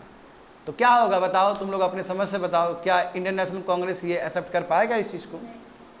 देखो, इवेलुएट करो इस चीज़ को, क्रिप्स मिशन में था क्या। अच्छा, पॉजिटिव ये कि फ्री इंडिया, जो भारत आज़ाद होगा वो पूरी तरीके से कॉमनवेल्थ से भी विड्रॉ हो सकता है। ये बड़ी बात है, ये आपने दे दिया उसको, फ्रीडम दे दिया भारत को कि आप कॉमनवेल्थ में रहना चाहते हो रह सकते हो, नहीं रहना चाहते हो नहीं रह सकते हो। ये जो आपने, ये बड़ी अपॉर्चुनिटी, ये बहुत बड़ा अपॉर्चुनिटी है। दूसरा क्या है, हाँ देखो स्टूडेंट, मैं वही बोल रहा था, देखो कैसे स्टैंड चेंज हुआ। बच्चा लोग, अगस्त ऑफर लिलिंथगो ने दिया था ना, उसमें क्या बोला था कि इंडियंस मेनली होंगे संविधान बनाने के लिए। मैं बार बार वो वर्ड को रिपीट कर रहा था, मगर कैबिनेट मिशन में बोला गया, सॉरी क्या है, क्रिप्स मिशन में ये बोला गया कि केवल भारतीय ही होंगे संविधान को बनाने वाले। सोलली देखो कि कॉन्स्टिट्यूशन जो बनाएगा वो सोली इंडियन हैंड्स में होगा। तो वही जो अगस्त ऑफर में जो मेनली लिखा गया था अधिकतर इंडियंस होगा, उसका स्टैंड चेंज है। अभी कहा कि जितने भी लोग होंगे संवैधानिक सभा में वो केवल इंडियंस ही होंगे। तो हम कह सकते हैं कि ये एक बहुत बड़ा ब्रिटिश का नहीं कॉम्प्रोमाइज़ है, कि ब्रिटिश को इतना झुकना पड़ा और उसको बोलना पड़ा कि देखो कहाँ से जर्नी स्टार्ट हुआ। साइमन कमीशन देखोगे, साइमन कमीशन से फिर तुम अगस्ट ऑफर देखो, अगस्ट ऑफर से तुम फिर क्रिप्स मिशन देखो, तो तुमको एक बहुत बड़ा ट्रांजिशन नजर आएगा ब्रिटिश के एटीट्यूड में। आ रहा है कुछ नजर तुम लोग को? साइमन कमीशन में कितना मेंबर का बात था? 7 मेंबर, और सभी कौन है? हाँ, ब्रिटिश है। अगस्त ऑफर में क्या बोला गया कि अधिकतर इंडियंस रहेगा अपना कॉन्स्टिट्यूएंट असेंबली में जो संविधान बनाएगा, मगर फिर क्रिप्स मिशन में क्या कहा गया कि खाली इंडियंस ही रहेगा। स्टैंड चेंज है कि नहीं है बताओ? और एक कंक्रीट प्लान बनाया जाएगा कैसे कॉन्स्टिट्यूएंट असेंबली प्रोवाइड हो, वही कि एक ब्लूप्रिंट बनाया जाएगा कैसे कॉन्स्टिट्यूएंट असेंबली बने। ऑप्शन देखो, ऑप्शन अवेलेबल है प्रोविंस को कि वो अपना, आप बताओ। अब ये भी है देखो, यदि सुनो बच्चे लोग, यदि यूनियन इंडिया का जो संविधान बनेगा उससे कोई प्रोविंस खुश नहीं है तो यूनियन इंडिया से वो आप बाहर जा सकता है और अपना भी संविधान बना सकता है। हाँ, अलग होने का मतलब अपना भी संविधान बना सकता है। देखो वही बोला कि option was available to any province to have separate constitution, a blueprint for India's partition. वही बात है, यानी कि एक ब्लूप्रिंट है इंडिया। देखो यदि कोई भी स्टेट यूनियन इंडिया से खुश नहीं रहे, वो बाहर निकल के एक संविधान बना रहे, तो व्हाट डज इट मीन? ये तो इंडिया पाकिस्तान का बात है, अलग कंट्री बनने का बात होगा। एक ही देश में देखो, इसलिए ना कश्मीर का इशू बहुत लंबा था कि एक देश में दो कैसे संविधान हो सकता है। बाद में आर्टिकल 370 को हटा के एक कर दिया गया ना फिर से। हाँ, तो मेन बात वही है, पंगा है कि जब आप इसमें मौका दिया गया ना कि कोई भी यदि यूनियन इंडिया से खुश नहीं है, उसके संविधान से खुश नहीं है, तो वो निकल सकता है, अपना अलग सेपरेट बना सकता है, ब्रिटिश से नेगोशिएट कर सकता है। यानी कि वो अपना संविधान बना, यदि वो अपना संविधान बना, इसका मतलब कि इंडिया से टूट रहा है, इंडिया से टूट रहा है मतलब वो अलग कंट्री बना रहा है, तो कहीं ना कहीं गलत चीज़ है ये। And Indians were allowed a large share in the administration. हाँ, और इंटरिम पीरियड में गवर्नमेंट बनाने का बात नहीं है, ये पीरियड में जब तक वार खत्म ना हो जाए तब तक एडमिनिस्ट्रेशन में इंडियंस लोग को शामिल किया जाएगा। ऐसे भी बहुत सारा का एग्जीक्यूटिव काउंसिल खोल दिया गया था अगस्त ऑफर में, और इसमें भी खोल दिया जाएगा। इसमें बोला है कि जितने भी इंडियंस आ जाओ, कोई दिक्कत नहीं है, देखते चलोगे। तो क्या लगता है तुमको, रिजेक्ट होगा? कांग्रेस रिजेक्ट कर देगा, गांधी जी रिजेक्ट कर देगा, इनफैक्ट मुस्लिम लीग भी रिजेक्ट कर देगा। तो समझते कि रिजेक्शन के पीछे रीजन क्या रहा है। देखो, Congress working committee, student, Congress working committee ने कहा कि it would not be satisfied with the promise for future but with only रिलायसन of freedom, offer of dominion status instead of. बताओ, अभी भी तुम डोमिनियन स्टेटस का ही बात कर रहा है। तुम बोलना ना मिलिट्री अपने अंदर रखेगा, तुम बोलना ना अपने अंदर डिफेंस रखेगा, तो तुम अभी भी तो डोमिनियन स्टेटस का ही बात कर रहा है। अगस्त ऑफर में तो एक्सप्लिसिटली मेंशन किया गया था, इसमें तो कंप्लीट इंडिपेंडेंस देने का बात होना चाहिए था ना। Number 1, British refusal to accept the demand for immediate. British क्या बोला, इंडियन क्या बोला कि जल्दी आप पावर ट्रांसफर कर दीजिए, मगर ब्रिटिश ने क्या किया कि ट्रांसफर नहीं किया। ब्रिटिश ने क्या बोला कि जब बन जाएगा, यानी कि वार ख़त्म हो जाएगा, फिर कॉन्स्टिट्यूएंट असेंबली बनेगा, तब तय करोगे, तो ये पसंद नहीं आया। दूसरी बात देखो स्टूडेंट, यहाँ पर प्रॉब्लम है कि जब कॉन्स्टिट्यूएंट असेंबली बनेगा तो उसमें कौन लोग जाएंगे? समझ रहे हो बच्चे लोग, कौन लोग जाएंगे? तो देखो, जो जो ब्रिटिश इंडिया का हिस्सा है, जो प्रोविंस, ब्रिटिश इंडिया का प्रोविंस का कितना है, 11 प्रोविंसेस है ना। हालांकि वो बहुत बाद में बहुत बाइफरकेट होगा, जब भारत आज़ाद हो जाएगा तब। बढ़िया सुनते रहना बच्चे लोग। अब बताओ, कॉन्स्टिट्यूएंट असेंबली में जो प्रोविंशियल, पहले प्रोविंशियल में होगा चुनाव, वहाँ से लोग जीत के आएंगे, प्रोविंस में विधानसभा में लोग जीत के आएंगे, फिर वो लोग भेजेगा कॉन्स्टिट्यूएंट असेंबली में। चलो ठीक है, ये मैकेनिज्म बहुत अच्छा है कि लोग चुन के आया और वो लोग भेजा। मगर जो प्रिंसली स्टेट जो पार्टिसिपेट करेगा संवैधानिक सभा में, संविधान बनाने वाला सभा में, कॉन्स्टिट्यूएंट असेंबली में, वो नॉमिनेटेड होगा। तो ये कांग्रेस को पसंद नहीं है। तो कांग्रेस ने कहा कि देखिए, जो प्रिंसली स्टेट से जो लोग आएंगे वो भी क्या होना चाहिए, इलेक्टेड होना चाहिए, नॉमिनेटेड नहीं होना चाहिए। अब बताओ, अब जान रहे हो ना कि इससे एक ब्रिटिश के कंट्री में, यानी कि जो इंडियन, जो ब्रिटिश इंडिया है, उसमें 2 सेटअप है। एक तो ब्रिटेन का, एक तो ब्रिटिश इंडिया है। कहने का मतलब क्या, एक इंडिया जो ब्रिटिश कंट्रोल कर रहा है, और बाकी बहुत सारा प्रिंसली स्टेट भी है ना, अंदर अंदर अंदर बहुत सारा चीज़ आ रहा समझ में ना। तो अब जब कॉन्स्टिट्यूएंट असेंबली बनेगा तो ब्रिटिश इंडिया का प्रोविंस सब तो इलेक्टेड होकर जाएगा, पहले विधानसभा में आएगा, फिर विधानसभा ऊपर भेजेगा। मगर कायदे से जो प्रिंसली स्टेट से जाना चाहिए वो भी तो चुन के जाना चाहिए, मतलब राजा भेजेगा। तो जब राजा भेजेगा तो वहाँ पे राजा अपना पावर को वो करेगा, वो वहाँ पे एक्सरसाइज करेगा वो। तो ये कांग्रेस को पसंद नहीं आया, बोला कि नहीं, प्रिंसली स्टेट से भी जाए तो चुन के जाए जनता से। देखो वही बात है कि कॉन्स्टिट्यूएंट जो मेकिंग बॉडी वही कॉन्स्टिट्यूएंट असेंबली का जो कंपोजिशन हुआ उसमें कहा गया कि प्रिंसली स्टेट नॉमिनेट करके भेजेगा, जो को पसंद नहीं आया इन्हें कहा कि इलेक्शन होना चाहिए। और दूसरी बात है कि गवर्नर जनरल का जो सुप्रीमेसी अभी भी रिटेन्ड है, अभी भी वीटो रखेगा वो। तो तुमको क्या लगता है ये सभी चीज़ नेगेटिव पॉइंट है, इसलिए कांग्रेस ने अपोज कर दिया क्रिप्स मिशन भी। गांधी जी देखो, गांधी जी क्या बोले, यहाँ आप सेपरेट कॉन्स्टिट्यूशन बनाने के बाद जो प्रोविंस को पसंद नहीं आया यूनियन का कॉन्स्टिट्यूशन वो सेपरेट कॉन्स्टिट्यूशन बनाएगा, यानी कि सेपरेट स्टेट बनेगा। What is this? ये तो आप पूरी तरीके से मुस्लिम लीग को इन्विटेशन दे रहे हो कि पाकिस्तान बना लो तुम, यही हुआ इसका मतलब। यदि मुस्लिम लीग को पसंद नहीं आएगा, वो प्रोविंस वो संविधान नहीं मानेगा, ओरिजिनल संविधान ऊपर वाला संविधान को, वो अलग एक स्टेट बना लेगा, अपना एक संविधान बना लेगा, तो कहने का मतलब तुम तो लीगल कर दिया कि पाकिस्तान बनने जा रहा है। तो इसलिए गांधी जी कहते हैं क्रिप्स प्रपोजल को, क्रिप्स मिशन को, कि ये पोस्ट डेटेड चेक है, यानी कि बैंक फेल हो चुका है और उसका चेक है और चेक कोई काम का नहीं है। ये चेक होता है ना, बाउंस हो गया है चेक, वो चेक दिया गया, कोई काम का नहीं है चेक। चेक मतलब पैसा, ऑफर, वो चेक कोई काम का नहीं है, वो रिजेक्ट हो चुका है, क्योंकि ऐसा बैंक से वो चेक आया जो बैंक दिवालिया हो गया, दिवालिया समझा, डिफॉल्ट हो गया, वो बैंक में पैसे नहीं है कि तुमको पैसा दे वो चेक का। तो इस तरह कुछ ऑफर है क्रिप्स। तो पूछता है कई बार कि गांधी जी ने जो कमेंट किया था वो किस चीज़ के लिए कमेंट किया था, तो वो क्रिप्स मिशन के लिए किया गया था। अब तुम लोग को लग रहा हो कि मुस्लिम लीग को तो स्वीकार कर लेना चाहिए था ये चीज़, मुस्लिम लीग ने भी इसको रिजेक्ट किया। कारण क्या है देखो, क्योंकि यहाँ पे क्लियर कट पाकिस्तान मेंशन नहीं है, वो चाहता था कि वर्ड पाकिस्तान भी मेंशन हो। क्लियर कट में इनडायरेक्टली तो मेंशन है कि जो संविधान से खुश नहीं होगा, जो संविधान बनेगा, जिसे खुश नहीं होगा, वो सेपरेट स्टेट बन सकता है, अपना संविधान बना सकता है। मगर पाकिस्तान वर्ड का कोई जिक्र है क्या इसमें? तो इसलिए ये हताश हो गया मुस्लिम लीग सब, जिन लोग हताश हो गया कि ये भाई इसमें पाकिस्तान का कोई बात ही नहीं है। और सिंगल इंडियन यूनियन क्या होता है? सिंगल इंडियन यूनियन होगा तो कहीं ना कहीं सेंटर का ही दबदबा ज़्यादा होगा, समझे। और सेपरेट इलेक्टोरेट, हाँ, इसमें आपने सेपरेट इलेक्टोरेट कॉन्सेप्ट तो नहीं दिया, चलो प्रोविंस में आपने दिया सेपरेट इलेक्टोरेट का, जहाँ मुस्लिम लोग मुस्लिम को वोट करेगा। मगर जो कॉन्स्टिट्यूएंट असेंबली में पहुँचेंगे लोग सब, उसमें तो फिर सेपरेट इलेक्टोरेट वाला कॉन्सेप्ट नहीं है, तो मुस्लिम लीग इसलिए भी है। तो कहोगे कि जो बड़े बड़े स्टेक होल्डर सब ने रिजेक्ट कर दिया इसको। अब यहाँ पे देखो, और बाकी लोग देखो, depress class, Sikh, Indian Christian, Anglo Indians, देखो वो उनको भी ठीक नहीं लगा, बोले कि हमारे कम्युनिटी के लिए सेफ गार्ड और होना चाहिए, इसमें सेफ गार्डिंग ही नहीं है। एंड जब पार्टीशन का जब बात करो, जब दो थॉट दैट पार्टीशन, यदि पार्टीशन होता है, यदि देश का बंटवारा होता है, स्टूडेंट, देश का बंटवारा होने का चांस है ना, कि जिस राज्य को पसंद नहीं है वो राज्य अलग हो सकता है, इंडियन यूनियन से अलग हो सकता है। ये प्रपोजल दे दिया था ना। यदि ऐसा होता है तो दलित लोग, एंग्लो इंडियंस जितने भी है वो सब मर्सी पर रह जाएंगे हिंदू, क्योंकि हिंदू का आबादी ज़्यादा है और दलित का यही तो रोना है। और हमने देखा कि पूना पैक्ट में 71 से बढ़ा के 148 कर दिया, मगर रिजल्ट क्या हुआ उसका, वी हैव सीन। लिबरल्स देखो, तो लिबरल्स को लगा कि cessation proposal against unity and security in India, यानी कि जो सिसेशन है, यानी कि कोई भी स्टेट निकल सकता है यूनियन से, ये कहीं ना कहीं भारत का अखंडता और संपूर्णता के अगेंस्ट है। ये सही बात है ना। यदि मान लो कि हमारा जो 28 स्टेट है और 8 यूनियन टेरिटरी से कोई भी एक निकल सकता है, जिसका मतलब भारत का संपूर्णता पर सवाल उठेगा ना, भारत के एकता पर सवाल उठेगा ना। तो लिबरल्स ने भी कहीं ना कहीं क्रिप्स मिशन को अपोज किया है।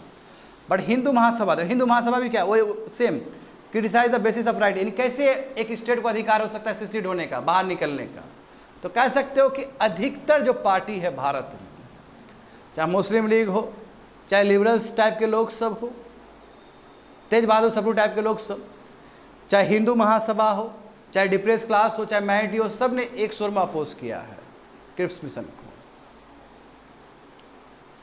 तो सवाल ये बनता है कि क्रिप्स मिशन फेल कैसे हुआ। तो क्रिप्स मिशन एक तो फेल हुआ उसका अपने प्रपोजल के वजह से, एक प्रपोजल के वजह से, क्योंकि प्रपोजल पसंद ही नहीं किया। अब यहाँ पे देखो, incapacity of Cripps to bargain and negotiate as he has been told not to go beyond draft declaration, rigid take it or leave it attitude created deadlock। क्योंकि चर्चिल ने उसको समझा के भेजा था कि बाबू तुमको ज़्यादा बोलना उलना नहीं है, जो ड्राफ्ट डिक्लेरेशन जो चीज़ लिखे है ना वो चीज़ जाके दे लेना है, और लेगा ठीक है, नहीं लेगा ठीक है, कोई दिक्कत नहीं है। यानी कि जिस एटीट्यूड के साथ क्रिप्स आया वो पूरा फिक्स था, यानी कि जो लिखा गया ऑफर उसमें कोई कॉम्प्रोमाइज़ नहीं करना है। तो ऊपर से ही डिग्रेडेशन हो रहा है, ऊपर से ही डिग्रेड किया जा रहा है विद्यार्थी लोग। आ रहा है समझ में ना, टेक इट या लीव इट, लेना है तो लो, नहीं लेना तो मत लो, कोई भी कॉम्प्रोमाइज़ नहीं करने वाला है क्रिप्स मिशन। दूसरा क्या है, कि वही तो बात है। Churchill British prime minister, army देखो वहाँ पे सेक्रेटरी SOS देखो एमरी थे उस समय के SOS, और लेनिन को वॉइस रॉय, इसने भी कोई कोऑपरेट नहीं किया, इसने भी बोला गया छोड़ दो ना यार कोई दिक्कत नहीं है। डिड नॉट वांट, इस जानबूझ के साथ क्रिप्स सक्सीड ना हो, समझे ना। And constantly oppose and support his efforts to accommodate Indian opinion. बताओ, बार बार इनफैक्ट क्रिप्स को भी परेशान किया गया, इस मिशन को भी परेशान किया गया ताकि ये सफल ना हो। यानी कि भेज तो दिया गया नाम के लिए, क्योंकि देखो प्रेशर कहाँ से हो रहा है विद्यार्थी लोग, प्रेशर यूनाइटेड स्टेट से हो रहा है, प्रेशर चाइना से हो रहा है।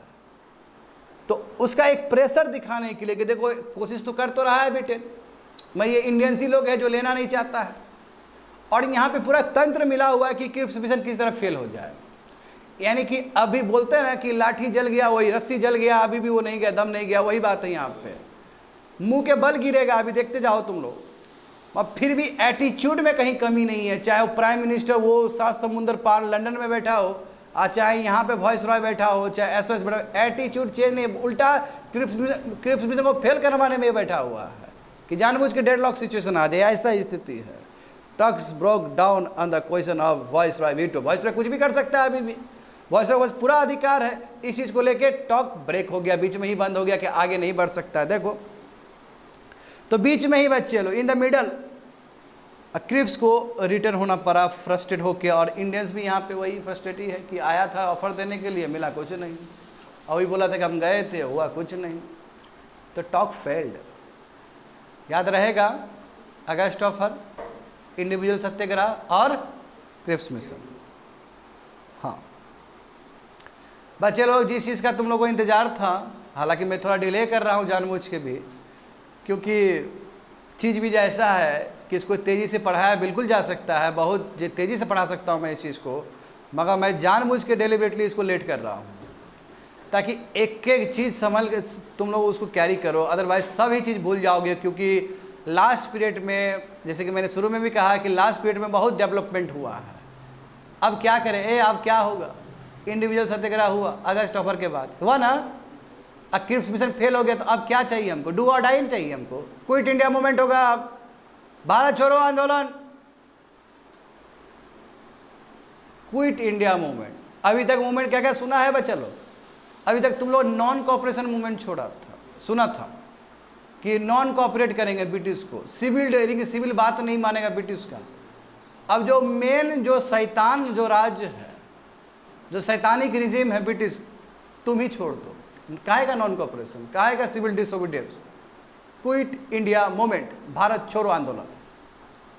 तो कह सकते हो कि ये अपने आप में बहुत बड़ा मूवमेंट और बहुत ही ज़्यादा डिटर्मिनेशन वाला मूवमेंट होने जा रहा है। देखो यहाँ पे बैकग्राउंड देखो, समझो क्रिप्स मिशन फेल हो गया है, हाँ औंधे मुंह गिरा है, जापान ने दिखा दिया औकात, ब्रिटिश को ले लिया ना अंडमान निकोबार, दे दिया ना सुभाष चंद्र बोस को, दे दिया सुभाष चंद्र बोस को।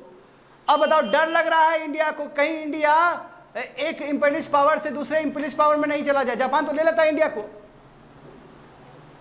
जापान भी इंपीरियलिस्ट पावर है, जापान को इजी मत समझो। ये अलग बात है कि जापान ने हैंड ओवर कर दिया अंडमान निकोबार सुभाष चंद्र बोस को, हम जानते हैं इस चीज़ को, मगर इंडिया को कहीं ना कहीं अब डर है कि ब्रिटेन गया तो फिर जापान आकर के उपाय कर लेगा हमको। तो देखो यहाँ स्थिति देखो, ब्रिटिश औंधे मुंह गिरा है जापानीज से, जापानीज ने ब्रिटिश को हरा दिया, अंडमान निकोबार भी अपने हाथ में रख लिया, जापानीज आर्मी आ चुके हैं इंडियन बॉर्डर तक। हाँ बहुत सारा इन्फ्लेशन, बहुत ज़्यादा इन्फ्लेशन, क्योंकि वार के टाइम में जानते हो इन्फ्लेशन, महंगाई बढ़ जाता है, समझे, फूड स्टॉक की कमी है, क्योंकि जानते हो बंगाल फेमिन हो जाएगा, यहाँ से जो एग्रीकल्चर प्रोडक्ट है सब जाएगा आर्मी के लिए, और हमारे लोग के पास कोई खाने के लिए रहेगा नहीं, इसलिए बंगाल में कई लोग मर गए। और फॉरेन सोल्जर जो कि इंडिया में, उसका बिहेवियर भी बड़ा ही खराब, तो नफरत आएगा ना। जैसे मान लो कि तुम्हारे ही राज्य में कोई बाहर का आदमी आ जाए और उसका एटीट्यूड बहुत गड़बड़ है, तो तुमको गुस्सा आएगा ना कि बता, एक तो तुम बाहर से है और उसका तुम इतना एटीट्यूड में रहेगा, होगा कि नहीं होगा बताओ। तो ये सभी बैकग्राउंड थे। Enough is enough. जुलाई 1942 एक स्पेशल मीटिंग हुआ है ऑल इंडिया कॉन्फ्रेंस का, सबका, और इसमें पूरा बोल दिया है कि क्रिटिसाइज कर दिया कि ब्रिटिश का जो गवर्नमेंट पॉलिसी है वार फ्रंट पे, ये कुछ कर नहीं रहा है, इंडिया में आकर झूठ मूठ का कुछ कुछ बोल के भाग जा रहा है, ये सब ये कुछ नहीं देने वाला नहीं है, खाली ठग रहा है हमको, समय बर्बाद कर रहा है। ये चीज़ रखा गया और कहा गया कि यस स्ट्रगल करते हैं। और फिर गांधी जी को बोला कि चलिए आप करिए, नॉन वायलेंट मास मूवमेंट तैयार करिए आप। तो this resolution generally refer to a quit India resolution, जो रेजुलेशन पास किया गया जुलाई 1942 को, वो क्विट इंडिया रेजुलेशन है। और इस रेजुलेशन को जो प्रपोज किए थे वो और कोई नहीं, जवाहरलाल नेहरू फर्स्ट है और सेकंड में सरदार वल्लभ भाई पटेल है।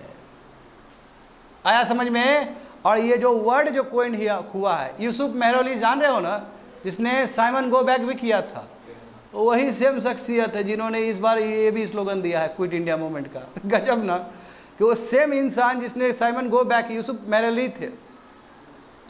This time also Yusuf Meherally ने ही ये नारा दिया है क्विट इंडिया मूवमेंट का। इसको इंडोर्स कर लिया जवाहरलाल नेहरू ने भी और सरदार वल्लभ भाई पटेल ने भी। इसका मतलब भारत में अब बहुत बड़ा मूवमेंट होने जा रहा है, that is called quit India movement. और ये लास्ट मूवमेंट है बच्चे लोग मास मूवमेंट का भारत में। हाँ, 8 अगस्त 1942 ऑल इंडिया कॉन्फ्रेंस हुआ। मीटिंग कहाँ पे था? ग्वालियर में, टैंक यानी कि बॉम्बे में, ठीक है। ग्वालियर टैंक एक जगह का नाम है बॉम्बे में। और वहाँ पे क्विट इंडिया रेजुलेशन यानी कि वारदा, वारदा मतलब जगह, वही जगह बॉम्बे में, वारदा रेजुलेशन भी कह सकते हो, वहाँ से पास हुआ, यानी कि मंजूरी दे दिया गया। अब क्या था इसमें बच्चे लोग? डिमांड क्या था ये कि तुरंत ब्रिटिश रूल खत्म हो जाना चाहिए भारत में। हो गया, enough is enough, British rule तुरंत खत्म होना चाहिए। नंबर 2 क्या है कि जितने भी फासिज्म है जिसको लिए लड़ रहा है ना ये फालतू का, ये खत्म होना चाहिए। और इंपेरियलिज्म कॉलोनिज्म वाला खत्म होना चाहिए। एक तो ब्रिटिश अपना वो जानते हो ना, गिरगिट की तरह रंग बदल रहा है, वो बोला है कि फ्रीडम के लिए लड़ रहे हैं, फासिज्म के लिए लड़ रहे हैं, नाजिज्म के लिए लड़ रहे हैं। भाई तुम इतना ही फ्रीडम का पुजारी होता तो भारत को आज़ादी क्यों नहीं दिया अभी तक?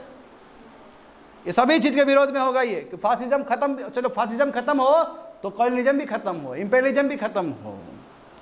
और एक तरह से ये सिविल डिसोबीडियंस मूवमेंट है। शुरू में तो सिविल डिसोबीडियंस मूवमेंट ही था कि लोग सब कॉपरेट नहीं करेगा। मैं जानते हो ना कितना वायलेंट हुआ है ये, बहुत वायलेंट हो गया बाद में, बहुत भयानक हो गया ये मूवमेंट। यही शख्सियत है जो तुमको दिख रहे हैं, यूसुफ मेहरौली, इन्होंने ही क्विट इंडिया स्लोगन दिया है। तो जो जगह है जहाँ से आह्वान किया गया, जहाँ पे रेटिफाइड किया गया उस चीज़ को कि यस क्विट इंडिया मूवमेंट अब तैयार होने जा रहा है, उसी जगह कहते हैं अगस्त क्रांति मैदान। क्योंकि ये समय अगस्त का है और ये क्रांति है, ये अब रेवोल्यूशन है। क्रांति समझते हो ना? क्रांति शब्द बहुत बड़ा शब्द है विद्यार्थी लोग। क्रांति का हिंदी क्या होगा? रेवोल्यूशन। रेवोल्यूशन का मतलब क्या कि पहले जितना व्यवस्था था वो व्यवस्था पूरा चेंज हो जाना चाहिए, दैट इज कॉल्ड क्रांति। तो अगस्त क्रांति मैदान से आह्वान किया गया कि अब क्या होगा? क्विट इंडिया मूवमेंट होगा। इमीडिएट छोड़ना पड़ेगा ब्रिटिश को ये, और किसी तरह का जो इंपेरियलिज्म फासिज्म सबका विरोध करते हैं हम। और इसके लिए नॉन वायलेंट मूवमेंट ही तैयार होगा। नॉन वायलेंट अभी नॉन वायलेंट है, गांधी जी नेतृत्व कर रहे हैं। गांधी जी कभी वायलेंट का बात नहीं करते हैं, है ना। यहाँ पे देखो तो गांधी जी ग्वालियर टैंक में, वही वारदा में बहुत सारे डायरेक्शंस दिए अपने लोगों को कि कैसे आगे ले जाना है। तो गांधी जी स्लोगन देते हैं जो बहुत फेमस स्लोगन है, डू और डाई। या तो फ्री कर लो इंडिया को या मर जाओ इस प्रयास में, भारत को फ्री करने के प्रयास में मर जाओ। हम ऐसा कंट्री में बिल्कुल नहीं रहना चाहते हैं जो कंट्री हमारा हो बट वहाँ पे हम नौकर की तरह रह रहे हैं, स्लेवरी के रूप में रह रहे, बिल्कुल नहीं रहना चाहते हैं। डू और डाई, ऐसे भी मर ही रहे हो, मर जाओ। तो एक इतना महान नेता का इस तरह बात कहना, इस तरह स्लोगन देना, वो अपने आप में बड़ी बात है। और यहाँ से दिखता है कि इनफ इज इनफ, बहुत हो गया, बहुत हाथ जोड़ लिए, बहुत कुछ कर लिए, नहीं होने वाला है। मास मूवमेंट होगा तब तक होगा जब तक आज़ादी ना मिल जाए।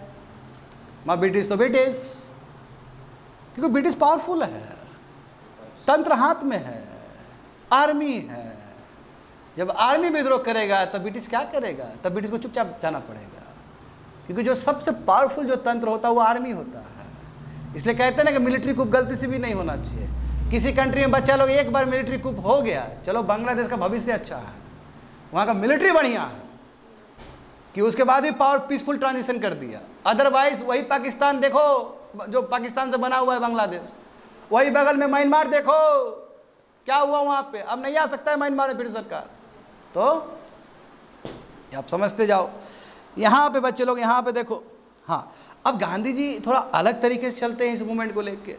तो जितने भी गवर्नमेंट जो सर्वेंट थे, वहाँ पे थोड़ा नहीं दिख रहा है, वो गवर्नमेंट सर्वेंट है, समझे ना। जितने भी गवर्नमेंट सर्वेंट थे उनको, अब देखो ये बहुत अलग है। अभी तक इससे पहले नॉन कॉपरेशन मूवमेंट में सीडिया में क्या बोले थे कि रेजिग्नेशन दे दीजिए, ऐसे बोले थे ना।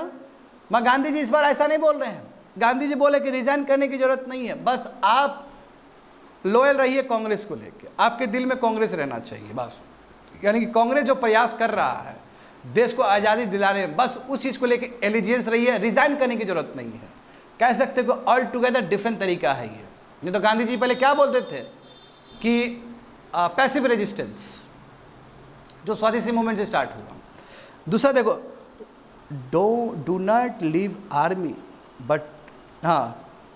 But do not fire on comrades. अब देखो क्या बोला गया, आर्मी से भी आह्वान किया गया कि जो, क्योंकि डर रहता, जलियांवाला मैसाकर में क्या हुआ, यदि कोई कॉमरेड्स जो देश के लिए लड़ना चाह रहा है, देश के आज़ादी में बिगुल बजाना चाह रहा है, देश के आज़ादी में योगदान देना चाह रहा है, तो आर्मी से भी आह्वान किया जा रहा है कि इसके ऊपर गलती से भी फायर मत करिएगा। तो आर्मी तक भी मैसेज जाएगा ये। आर्मी आफ्टर ऑल इंडियन ही है।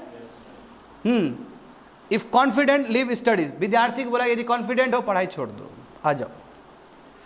अब देखो सबसे अलग अलग आह्वान किया जाएगा। पीजेंट से क्या आह्वान किया गया, इफ जमींदार, यदि जमींदार एंटी गवर्नमेंट है, यानी कि ब्रिटिश के विरोध में जमींदार है, तो उसको रेंट दे दीजिए, वो टैक्स जो उठाने के लिए आएगा दे दीजिए। मगर यदि कोई जमींदार ब्रिटिश के फेवर में है तो उसको टैक्स देने की जरूरत नहीं है। सो डिफरेंट स्ट्रैटेजी ना, ऐसा तुमको पहले नहीं दिखेगा मूवमेंट सब में। यहाँ पे देखो बारीकी से काम हुआ है हर सेक्शन ऑफ पीपल में, बहुत डिफरेंट स्ट्रैटेजीज देखो।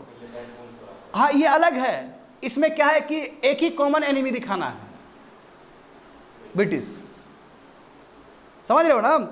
अब जो प्रिंसली स्टेट, देखो प्रिंसली स्टेट में ये किया गया।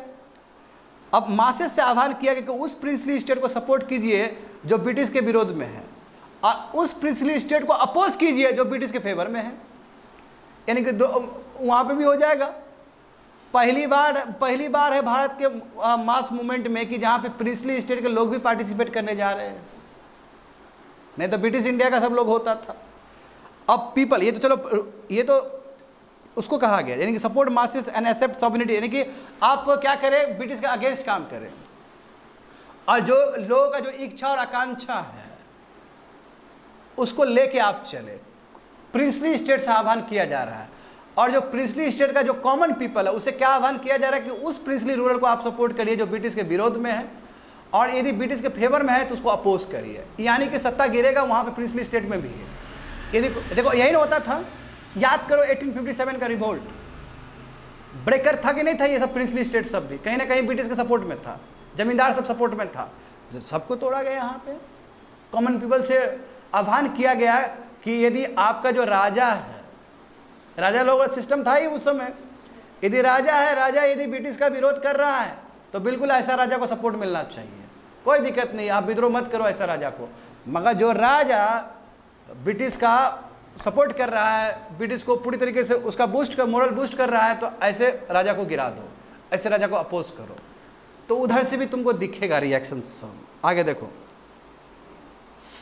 कोर्स ऑफ द मूवमेंट में होता क्या क्या है। देखो 9 अगस्त 1942, तो पहले देखो यूपीएससी में पिछले 2 साल पहले पूछा गया कि 8 अगस्त, देखो पीछे जाओ तो टैंक से कब स्टार्ट हुआ ये, हाँ 8 अगस्त 1942 पूछा गया यूपीएससी में। 2 साल पहले की बात है, 2023 का क्वेश्चन पेपर, 23 या 22 या 23 का क्वेश्चन है कि 8 अगस्त 1942 को कौन सा मूवमेंट हुआ था, क्विट इंडिया मूवमेंट, यूपीएससी में पूछा गया।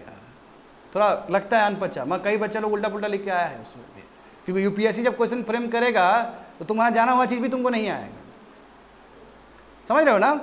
हाँ अब यहाँ पे देखो, ठीक है, एक दिन बाद 9 अगस्त 1942 को पुलिस अरेस्टेड गांधी जी और and other important Congress leader also. अब जब गांधी जी इतने बड़े कद के लीडर जब अरेस्ट हो जाएंगे तो क्या होगा, spontaneously outburst of mass anger, गुस्सा हो जाएगा लोगों में, समझे ना, लोग आ जाएंगे, स्ट्रीट पे उतर जाएंगे, मूवमेंट लीडरलेस हो जाएगा, डायरेक्शनलेस हो जाएगा, पीपल भड़क जाएगा, रिबिलियस हो जाएगा, तोड़फोड़ होगा, रेवोल्यूशनरी टेस्ट लोग सभी शामिल हो जाएंगे उसमें। हो गया मूवमेंट नॉन वायलेंट, हो गया मूवमेंट, स्टार्ट हुआ नॉन वायलेंट से, अब मूवमेंट क्या हो जाएगा, बहुत भयानक वायलेंट हो जाएगा, मार धार होगा इसमें, क्योंकि मूवमेंट डायरेक्शनलेस हो गया ना। मूवमेंट्स लीडरलेस हो गया। देखो क्या बोला, soon after the momentum loss is original character and merge it self. देखो रेवोल्यूशनरी टेररिस्ट, क्योंकि आखिर कैरेक्टर क्या होना चाहिए था, नॉन वायलेंट होना चाहिए था। क्योंकि गांधी जी तो नॉन वायलेंट ही बोले हैं कि तब तक लड़ो जब तक तुम मर ना जाओ, तब तक अचीव ना हो जाए, डू और डाई। बाद में क्या हुआ कि जब कैरेक्टर बदलने लगा, अब ये नॉन वायलेंट हो गया, एज इफ ये रेवोल्यूशनरी एक्टिविटी से मर्ज कर गया स्टूडेंट। तो अब देखो यहाँ पे 9 अगस्त से लेके 13 अगस्त तक बॉम्बे हो, अहमदाबाद हो, पूना हो, दिल्ली हो, और ऐसा बहुत सारे सिटी में लॉट ऑफ डिस्टर्बेंस, बहुत भयानक डिस्टर्बेंस हुआ। हाँ, इसलिए देखो ये जो 4 दिन का जो समय है, देखो बहुत इंपॉर्टेंट है। 9 तारीख से लेकर 13 तारीख इसको कहा जाता है ग्रेट अगस्त अपराइजिंग, यानी कि बहुत भयानक 4 दिन में जो विरोध हुआ है ब्रिटिश का, जो तोड़फोड़ हुआ है, जो मारधार हुआ है ब्रिटिश को लेके, वो अपने आप में कह सकते हो कि ऐसा जो 50 दिन में होता है, जो 1 साल में होता है, वो 4 दिन में ही हो गया था ये सब सिटीज़ में। बहुत भयानक ब्रिटिश का विरोध। अब मैं बताऊंगा, पैरेलल गवर्नमेंट सब सेटअप हो गया था अलग अलग जगह सब में। सोलापुर में सीडीएम के टाइम में हुआ था ना, तो कोई यहाँ पे कंटिन्यूस दिखेगा इस तरह का, अपना ही सरकार बना दिया पकड़ के 1 हफ्ता के लिए, 10 दिन के लिए। अब यहाँ पे देखो, the moment prove to be a metaphor, it was launch. देखो ये अपने आप में गजब बात है कि ये स्टार्ट हुआ नॉन वायलेंट मूवमेंट के रूप में, वाइड स्प्रेड वायलेंस क्रिएट हुआ। हाँ, ये गांधी जी के नेतृत्व में शुरू हुआ, मगर गांधी जी लीड नहीं कर पाए।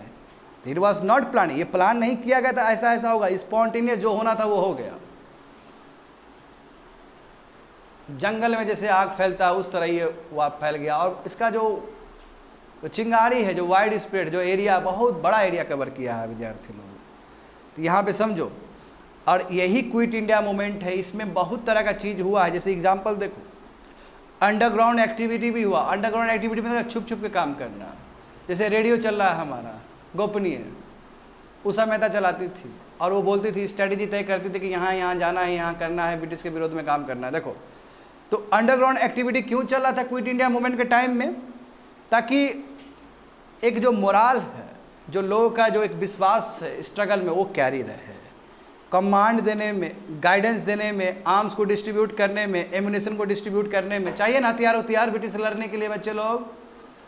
कमांड चाहिए ना, आदेश चाहिए ना रूलर का, लीडर का, उसके लिए अंडरग्राउंड एक्टिविटी चल रहा है। और देखो पार्टिसिपेट, अंडरग्राउंड एक्टिविटी में पार्टिसिपेट कौन कौन किए, कौन नहीं किए हैं, देखो ना, सोशलिस्ट है, फॉरवर्ड ब्लॉक मेंबर्स है कि नहीं, बताओ तो।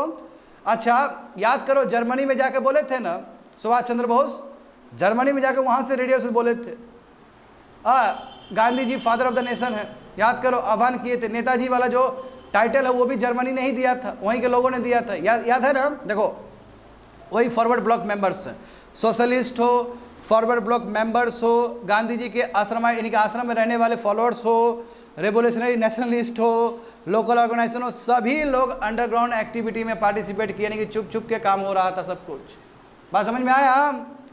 राम मनोहर लोहिया, जयप्रकाश नारायण, हाँ, अरुणा असफ अली, उषा मेहता ही अंडरग्राउंड रेडियो चला रही थी बॉम्बे में, बताओ, लेडी भी इन्वॉल्व है इसमें। बीजू पटनायक, छोटू भाई पुरानिक, अछूता पटवर्धन, सुचेता कृपलानी, आरपी गोयन, के बहुत बड़े बड़े नाम हैं स्टूडेंट, सभी लोग लीडर्स लोग शामिल थे इसको आगे बढ़ाने में। और सुभाष चंद्र बोस ने इस मूवमेंट को क्या बोला कि ये नॉन वायलेंट है बट गोरिल्ला वारफेयर है। गोरिल्ला इसलिए क्योंकि छुप छुप के काम हो रहा है। आ रहा है समझ में तुम लोग को ना। कोई पूछेगा कि अंडरग्राउंड एक्टिविटी या अंडरग्राउंड मूवमेंट कौन से मूवमेंट से रिलेटेड है, तो क्या बता दोगे? Quit India movement. Usha Mehta बहुत बड़ा शख्सियत है, उषा मेहता खुद रेडियो चला रही थी बॉम्बे में छुप छुप के, ताकि इन्फॉर्मेशन दिया जा सके कौन लीडर कहाँ पे, किस तरह स्ट्रैटेजी हो। चाहिए ना आपको कम्युनिकेशन, रेडियो से कम्युनिकेशन हो रहा है। अच्छा ये देखो, तो मैंने जैसे कहा है कि ये अपने आप में स्पॉन्टेनियस मूवमेंट है। लीडर गिरफ्तार हो गए, ये एक अलग ही आग पकड़ेगा। तो सतारा देखोगे, तामलुक देखोगे, बलिया देखोगे, तालचर देखोगे, देखो सब जगह ही तुमको दिखेगा। जैसे मिड 1943 से लेके 45 तक प्रति सरकार with Nana party as it's. बताओ सतारा, वही सतारा याद है हिस्ट्री सतारा का? मराठा का थोड़ा दे दिया था ना लॉलीपॉप की, लो बैठो। ये वहाँ देखो अपना सरकार बना लिया प्रति सरकार ने, नाना पाटिल उसके हेड है।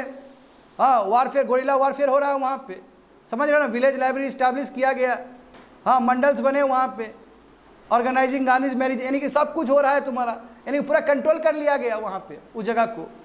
तामलुक बंगाल का देखो, यहाँ पे भी देखो जतिया सरकार बना है सतीश चंद्र समंदन के अंदर। यहाँ पे देखो बहुत सारे रिलीफ के लिए काम हुआ वहाँ पे, साइक्लोन रिलीफ के लिए, सोशल वर्क के लिए, आर्म्ड विद्युत वाहिनी बना है वहाँ पे। तो कहने का मतलब क्या है कि ये ऐसा एकमात्र ऐसा बहुत बड़ा मूवमेंट है जहाँ पे पैरेलल सरकार चल रहा है, यानी कि ब्रिटिश का कंट्रोल खत्म हो गया उस जगह से, कंट्रोल कर लिया इंडियंस ने, लीडर्स ने उस जगह कंट्रोल कर लिया। सोचो कितना किस लेवल पे गया होगा, क्योंकि सीडीएम में तो हम लोग केवल सुने थे उसी का, किसका सुने थे हम लोग सीडीएम में?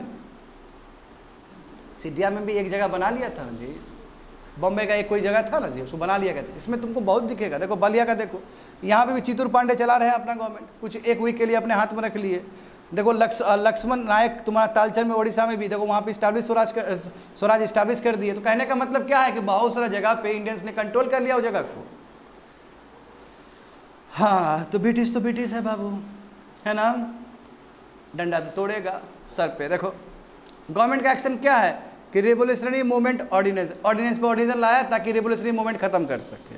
अरेस्ट और जेल में डालो, पुलिस फायर करो, लाठी चार्ज करो, कांग्रेस ऑफिस जलाओ, एयरप्लेन यूज किया। बताओ, आदमी को मारने के लिए एरोप्लेन का यूज हुआ, समझ रहे हो ना। इम्प्रिजमेंट, प्रेस रिस्ट्रिक्शन बोलने नहीं दिया जाए, और जो भी विलेजेस जिसने पार्टिसिपेट किया क्विट इंडिया मूवमेंट में सबको फाइन लगाओ। बताओ, ये समझ रहे हो, 10,000 ज़्यादा लोग मरे हैं ये सब चीज़ में, जिस हिसाब से ब्रिटिश ने रिप्रेस किया है इस मूवमेंट को। तो गवर्नमेंट का एक्शन देखो, गवर्नमेंट का ऑप्शन इतना खराब है, देख रहे हो ना, इतने लोग मारे गए ना गवर्नमेंट के सप्रेशन और डिप्रेशन के वजह से। तो गांधी जी को लगा कि बहुत गलत काम किया, इसलिए गांधी जी फिर से वही बात है, गांधी जी का तो एक सबसे बड़ा हथियार है फास्ट ऑन टू डेथ, अनशन में बैठ जाएंगे, जो कोई चीज़ पसंद नहीं आएगा तो। देखो, तो 10 फरवरी 1943 को गांधी जी 21 दिन के लिए आगा खान पैलेस जेल ही में थे बेचारे, अनशन पर बैठ गए, बोले मैसेज फैलाओ हम अनशन पर बैठ रहे हैं। तो देखो बच्चे लोग, क्विट इंडिया मूवमेंट के टाइम में देखो यहाँ पे जो गांधी जी के जो पर्सनल सेक्रेटरी थे बेचारे, देखो गांधी जी बहुत नुकसान हुआ गांधी जी का बेचारे। इनके पर्सनल सेक्रेटरी जो बहुत अच्छा रिलेशन था, महादेव देसाई भी गुजर गए, और इनके जो वाइफ है कस्तूरबा गांधी, उनका भी डेथ हो गया। सोचो ऐसा परिस्थिति है, जेल में ही थे बेचारे। हाँ, और उसके बाद जो गांधी जी का जो गांधी जी हरिजन लिखते थे ना, तो उसको टेक ओवर किया था इन्होंने, के.जी. मसरूवालिया ने, वो एडिटर बने, वो लिखना शुरू कर दिया, क्योंकि गांधी जी अभी जेल में हैं। तो समझ रहे हो ना, गांधी जी को बहुत ज़्यादा ही कह सकते हो, अब बहुत ज़्यादा दुख हुआ होगा ये ऐसा पीरियड। कस्तूरबा गांधी गुजर गई, पर्सनल सेक्रेटरी मर गए, देखो कितना कह सकते हो लीडर्स ने कितना सेक्रीफाइस किया। अब देखो रिस्पॉन्स क्या हुआ।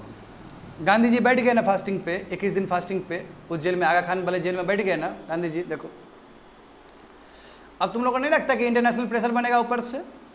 देखो, तो international media, British communist party, वही ब्रिटिश का कम्युनिस्ट पार्टी था ना, सबने कहा कि ये क्या यार तुम गांधी जी जैसा लीडर को रखे हो। देखो ये सेम प्रेशर हुआ था ना वहाँ पे एनी बेसेंट के लिए भी। हाँ, और उस समय जानते हो मोन्टागू ने कितना बड़ा बात किया था, शिव जी को काटने वाला वो वाइफ पार्वती समथिंग कुछ था ना, वो कि वो बहुत बड़ा ब्लंडर हो गया एनी बेसेंट को डाल के। फिर एनी बेसेंट को बाहर किया गया, और उसके बाद तुम्हारा एनी बेसेंट का जो होम रूल मूवमेंट चला था उसको बंद किया गया। अब बाद में तुम्हारा तिलक जी का ही बंद हो गया, क्योंकि तिलक जी वैलेंटाइन चिरोल का केस लड़ने के लिए लंदन चले गए थे। सही बात है ना। अब यहाँ पे भी देखो यही हुआ कि अब बोला गया कि इंटरनेशनल मीडिया का प्रेशर, ब्रिटिश कम्युनिस्ट पार्टी का प्रेशर कि भाई रिलीज़ करो गांधी जी को। हाँ, गांधी जी बेचारे फास्टिंग पे बैठे हुए हैं। आज 3 जो इंडियन मेंबर्स थे एग्जीक्यूटिव काउंसिल में वॉइस रॉय का, उन्होंने भी रेजिग्नेशन दे दिया कि नहीं उनको हटाइए, उनको रिलीज़ करिए। जो नेटिव स्टेट था अनूत का near Pune, which got the constitution of state drafted by Gandhi ji provided invaluable support to Prati Sarkar activist. बताओ, जो वहाँ पे बनाया ना, ये प्रिंसली स्टेट है, कह सकते हो नेटिव स्टेट है। उन्होंने भी, गांधी जी ने जो संविधान बनाया था, गांधी जी का अपना ही विचारधारा था ना, जैसे डीपीएसपी देखोगे भारत के संविधान का, तो गांधी जी का ही दिया हुआ बहुत सारा चीज़ है उसमें। तो गांधी जी ने जो ड्राफ्ट किया था बिल्कुल वही चीज़ वहाँ पे लागू किया। और अच्छी बात है कि जो प्रति सरकार बना था उस जगह पे, प्रति सरकार बना था ना जी एक जगह पे सतारा के आसपास, वहाँ पे उस चीज़ को लागू भी करवाया है। आउटकम देखो क्या हुआ, public moral was raised, public का मोरल बढ़ गया। और एंटी ब्रिटिश फीलिंग अभी तक सबसे सर्वश्रेष्ठ था कि ब्रिटिश को ख़त्म ही करेंगे। एंड गवर्नमेंट का ये जो हाई हैंडनेस है कि गवर्नमेंट किसी भी लेवल पे उतर सकता है और 10,000 लोग को इस तरह बेरहमी से वो मार सकता है, ये चीज़ पूरा दुनिया के सामने में एक्सपोज हो गया। समझ रहे हो ना? हाँ, 1944 में फाइनली गांधी जी को रिलीज़ कर दिया गया और जैसे ही गांधी जी रिलीज़ हुए तो क्या हुआ? क्विट इंडिया मूवमेंट बंद हो गया। आया समझ में स्टूडेंट तुम लोग को? हाँ, अब यहाँ पे देखो, तो इसी चीज़ को जो पढ़े हो बच्चे लोग, इसी को हम, जैसे क्विट इंडिया मूवमेंट स्टार्ट हुआ 8 अगस्त 1942 को और ख़त्म कब हुआ? 1944 को। हाँ, मैं ये मत समझना कि 1944 को ख़त्म हुआ और 1947 को आज़ादी मिला, 3 साल कुछ नहीं हुआ क्या? नो, इसका असर रहेगा। ब्रिटिश डर चुका है, ब्रिटिश नहीं चाहता कि इस तरह का हो अब फिर मूवमेंट। ब्रिटिश थम सा गया, सहम सा गया, डर गया, बहुत खतरनाक डरा है अंदर से। अभी तुमको बाद में पता चलेगा। तीनों फेज देखो, बताए थे ना कि बहुत भयानक 4 दिन का जो था बच्चे लोग, बहुत भयानक था ना। और कुछ दिन के लिए अगस्त 9 से लेकर 15 देखो, मैसिव वायलेंट हुआ, बट क्विकली इसको सप्रेस किया गया। ये अर्बन कैरेक्टर का था, ये हड़ताल, स्ट्राइक, पुलिस के साथ क्लैश होना, ज़्यादातर ये सिटीज़ में हुआ था फर्स्ट फेज़ में। सेकंड फेज़ देखो, अगस्त 15 से लेकर सितंबर 30 तारीख तक। अब ये कंट्री साइड में भी जा रहा है, यानी कि विलेज एरिया में भी गया ये मूवमेंट। मिलिटेंट स्टूडेंट देखो वो भी आए हैं, ठीक है, अर्बन सेंटर से रूरल एरियाज़ गए, उन्होंने भी वहाँ पे रेबेलियन को लीड किया है ना। कम्युनिकेशन, जो बड़ा बड़ा कम्युनिकेशन चैनल था ब्रिटिश का, उसको तोड़ा फोड़ा है। और थर्ड फेज़ में जानते हो कि ये ऐसा फेज़ है जो कि कह सकते हो कि यहाँ पे ज़्यादातर तुम्हारा टेररिस्ट एक्टिविटी सब हो रहा है। वही एजुकेटेड यूथ कम्युनिकेट कर रहे हैं, बहुत सारा चीज़ तोड़ फाड़ कर रहे हैं। तो ये 3 फेज़ में तुम्हारा हुआ है। अब यहाँ देखोगे तो कहाँ कहाँ सपोर्ट मिला। देखो ये क्या है, यूथ है, यूथ तो फोर फ्रंट में रहा ही है। देखें हम लोग महिला, देखो महिला भी देखो, जैसे एग्जाम उषा मेहता का एग्जाम्पल दिए ना, अंडरग्राउंड एक्टिविटी है ना। अरुणा असफ अली भी थी, देखो इन्होंने स्कूल और कॉलेज गर्ल्स का भी काम किया। मतलब ये इसको छोटी छोटी थी, बहुत काम मेहनत किया है, अंडरग्राउंड एक्टिविटी में काम किया है। वर्कर भी देखो स्ट्राइक पे गए हैं, मगर उसको रिप्रेशन सहना पड़ा। तो कहने का मतलब यूथ और वुमेन और वर्कर, ये तीनों जो वर्ग जो थे वो कहीं ना कहीं क्विट इंडिया मूवमेंट के बैकबोन थे। ये तीनों सेक्शंस ऑफ पीपल ने ज़्यादा पार्टिसिपेट किया। पीजेंट देखो, पीजेंट बिल्कुल एंटी जमींदारी वायलेंस है ना, एब्सेंस ऑफ, देखो अटैक सिंबल ऑफ ऑथोरिटी, यानी कि ब्रिटिश कॉमन दुश्मन है, ब्रिटिश वो हुआ है ना। इसमें एंटी जमींदार वायलेंस नहीं था इसमें। हाँ, गवर्नमेंट ऑफिशियल देखो, गवर्नमेंट ऑफिशियल ने पार्टिसिपेशन उतना नहीं किया, participation at lower levels. Police, sorry गलती बोल दी है। पुलिस, जो पुलिस व्यवस्था है पुलिस का और एडमिनिस्ट्रेशन जो है, उसके जो लोअर रैंक के जो ऑफिशियल सब, उसने पार्टिसिपेट किया, हायर वाला नहीं पार्टिसिपेट किया था, लोअर वाला। अब मुस्लिम देखो वही बात है, no communal clashes during this, कोई कम्युनल क्लासेस नहीं हुआ, बट पार्टिसिपेशन बहुत कम था मुस्लिम के द्वारा, समझ लो। सीडीएम में कम हुआ, एनसीएम में अच्छा खासा हुआ था ना, खिलाफत इशू को लेकर सीडीएम में बहुत कम हुआ, सीडीएम से भी कम हुआ है इसमें। जो मेन सेंटर रहा इस मूवमेंट का वही ईस्टर्न उत्तर प्रदेश, बिहार, मिदनापुर, महाराष्ट्र। मिदनापुर कहाँ? वेस्ट बंगाल में, कर्नाटका में हुआ था ये। अब यहाँ पे देखो स्टूडेंट, मुस्लिम लीग देखो, मुस्लिम लीग क्या है? अब condemned, opposed and remain aloof, यानी कौन कौन से लोग रहे हैं जो कि क्विट इंडिया मूवमेंट से दूर रहे हैं। देखो गजब बात है, इतना बड़ा मूवमेंट हुआ, इतने लोग योगदान दिए, स्टूडेंट, यूथ, महिला सब आए ना, बढ़ चढ़ के हिस्सा लिए ना। बहुत सारे ऐसे वर्ग के लोग थे जिन्होंने अपने आप को दूर रखा है क्विट इंडिया मूवमेंट से। तो देखो ऐसे लोग कौन से थे? मुस्लिम लीग देखो, मुस्लिम लीग को ये था कि यदि ब्रिटिश छोड़ के चला जाएगा तो कभी भी पाकिस्तान बनने नहीं जा रहा है, कभी भी माइनॉरिटी का हित नहीं देखा जाएगा, इसलिए नो क्विट इंडिया मूवमेंट। यदि क्विट इंडिया मूवमेंट रहेगा तो ब्रिटिश डरेगा ही मुस्लिम लोग कि भाई आज़ाद हो के यदि पार्टीशन होगा तो कभी पार्टीशन नहीं हो पाएगा, पहले पार्टीशन कब करो तब फिर आज़ादी दो, इसलिए पार्टिसिपेट नहीं किया। हिंदू महासभा का भी वही थॉट था, उसने भी पार्टिसिपेट नहीं किया। कम्युनिस्ट पार्टी, पता कम्युनिस्ट पार्टी देखो, यहीं से कम्युनिस्ट पार्टी का जो कह सकते हो जो साख है, जो क्रेडिबिलिटी वो गिरा है। देखो बच्चे लोग नीचे क्या दिया गया, सेकेंड वर्ल्ड वॉर का टाइम था, यहाँ पे देखो जब बच्चे लोग, जब जर्मनी ने अटैक किया रसिया के ऊपर, और रसिया किसके सपोर्ट में है? ब्रिटिश के सपोर्ट में है ना। और रसिया का जो आइडियोलॉजी है, कम्युनिस्ट वाला आइडियोलॉजी इंडिया में भी चल रहा है ना। तो बताओ, जो रसिया ऊपर से बोलेगा कम्युनिस्ट पार्टी वही फॉलो करेगा, और कम्युनिस्ट पार्टी ब्रिटिश को सपोर्ट कर दिया, क्योंकि रसिया ने बोला कि हम ब्रिटेन वाला ग्रुप में हैं, तो हम जो बोलेंगे आप फॉलो करिए, तो कम्युनिस्ट पार्टी यहाँ पे फॉलो कर दिया। यही एक समय है विद्यार्थी लोग जहाँ पे जो कम्युनिस्ट पार्टी का जो क्रेडिबिलिटी है वो खो दिया। क्योंकि ये ऐसा समय है कि अभी आज़ादी चाहिए हमको। और क्या किया कम्युनिस्ट पार्टी ने, क्या कर दिया, ब्रिटिश को सपोर्ट कर दिया। गलत बात है कि नहीं है? कैसे सपोर्ट कर सकता है ब्रिटिश को? तो क्रेडिबिलिटी जो था वो पूरी तरीके से खत्म हो गया, समझे? वो देखो लिखा गया ना, after this leftist group in India considerably weekend, कमजोर हो गया, and socialist and boss followers charge communist with treasury. बताओ, ये सब जितने भी लोग सब थे, सोशलिस्ट वाले लोग सब जो थे, सुभाष चंद्र बोस सब वाले लोग थे, उन्होंने पूरा गड़ियाया, दम भर गड़ियाया है कि तुम ही लोग है षड्यंत्रकारी सब है, तुम लोग देश के लिए थोड़ी काम करने वाला लोग सब है। पूरा बोला कि तुमने गलत काम किया। प्रिंसली स्टेट, बड़े बड़े big lands of upper class bureaucracy participate नहीं किया था। लोअर क्लास वाला किया था ना, पुलिस और आर्मी, वही ब्यूरोक्रेसी लोअर क्लास वाला किया था। कहीं तो देखो कांग्रेस आदमी भी नहीं किया, सी राजागोपालाचारी नहीं किया। बताओ, इतने बड़े बोला भाई देसाई ने, बी आर अम्बेडकर भी नहीं किए, क्योंकि बी आर अम्बेडकर को लगा कि यदि ब्रिटिश चला जाएगा हिंदू कास्ट भी डोमिनेट करेगा,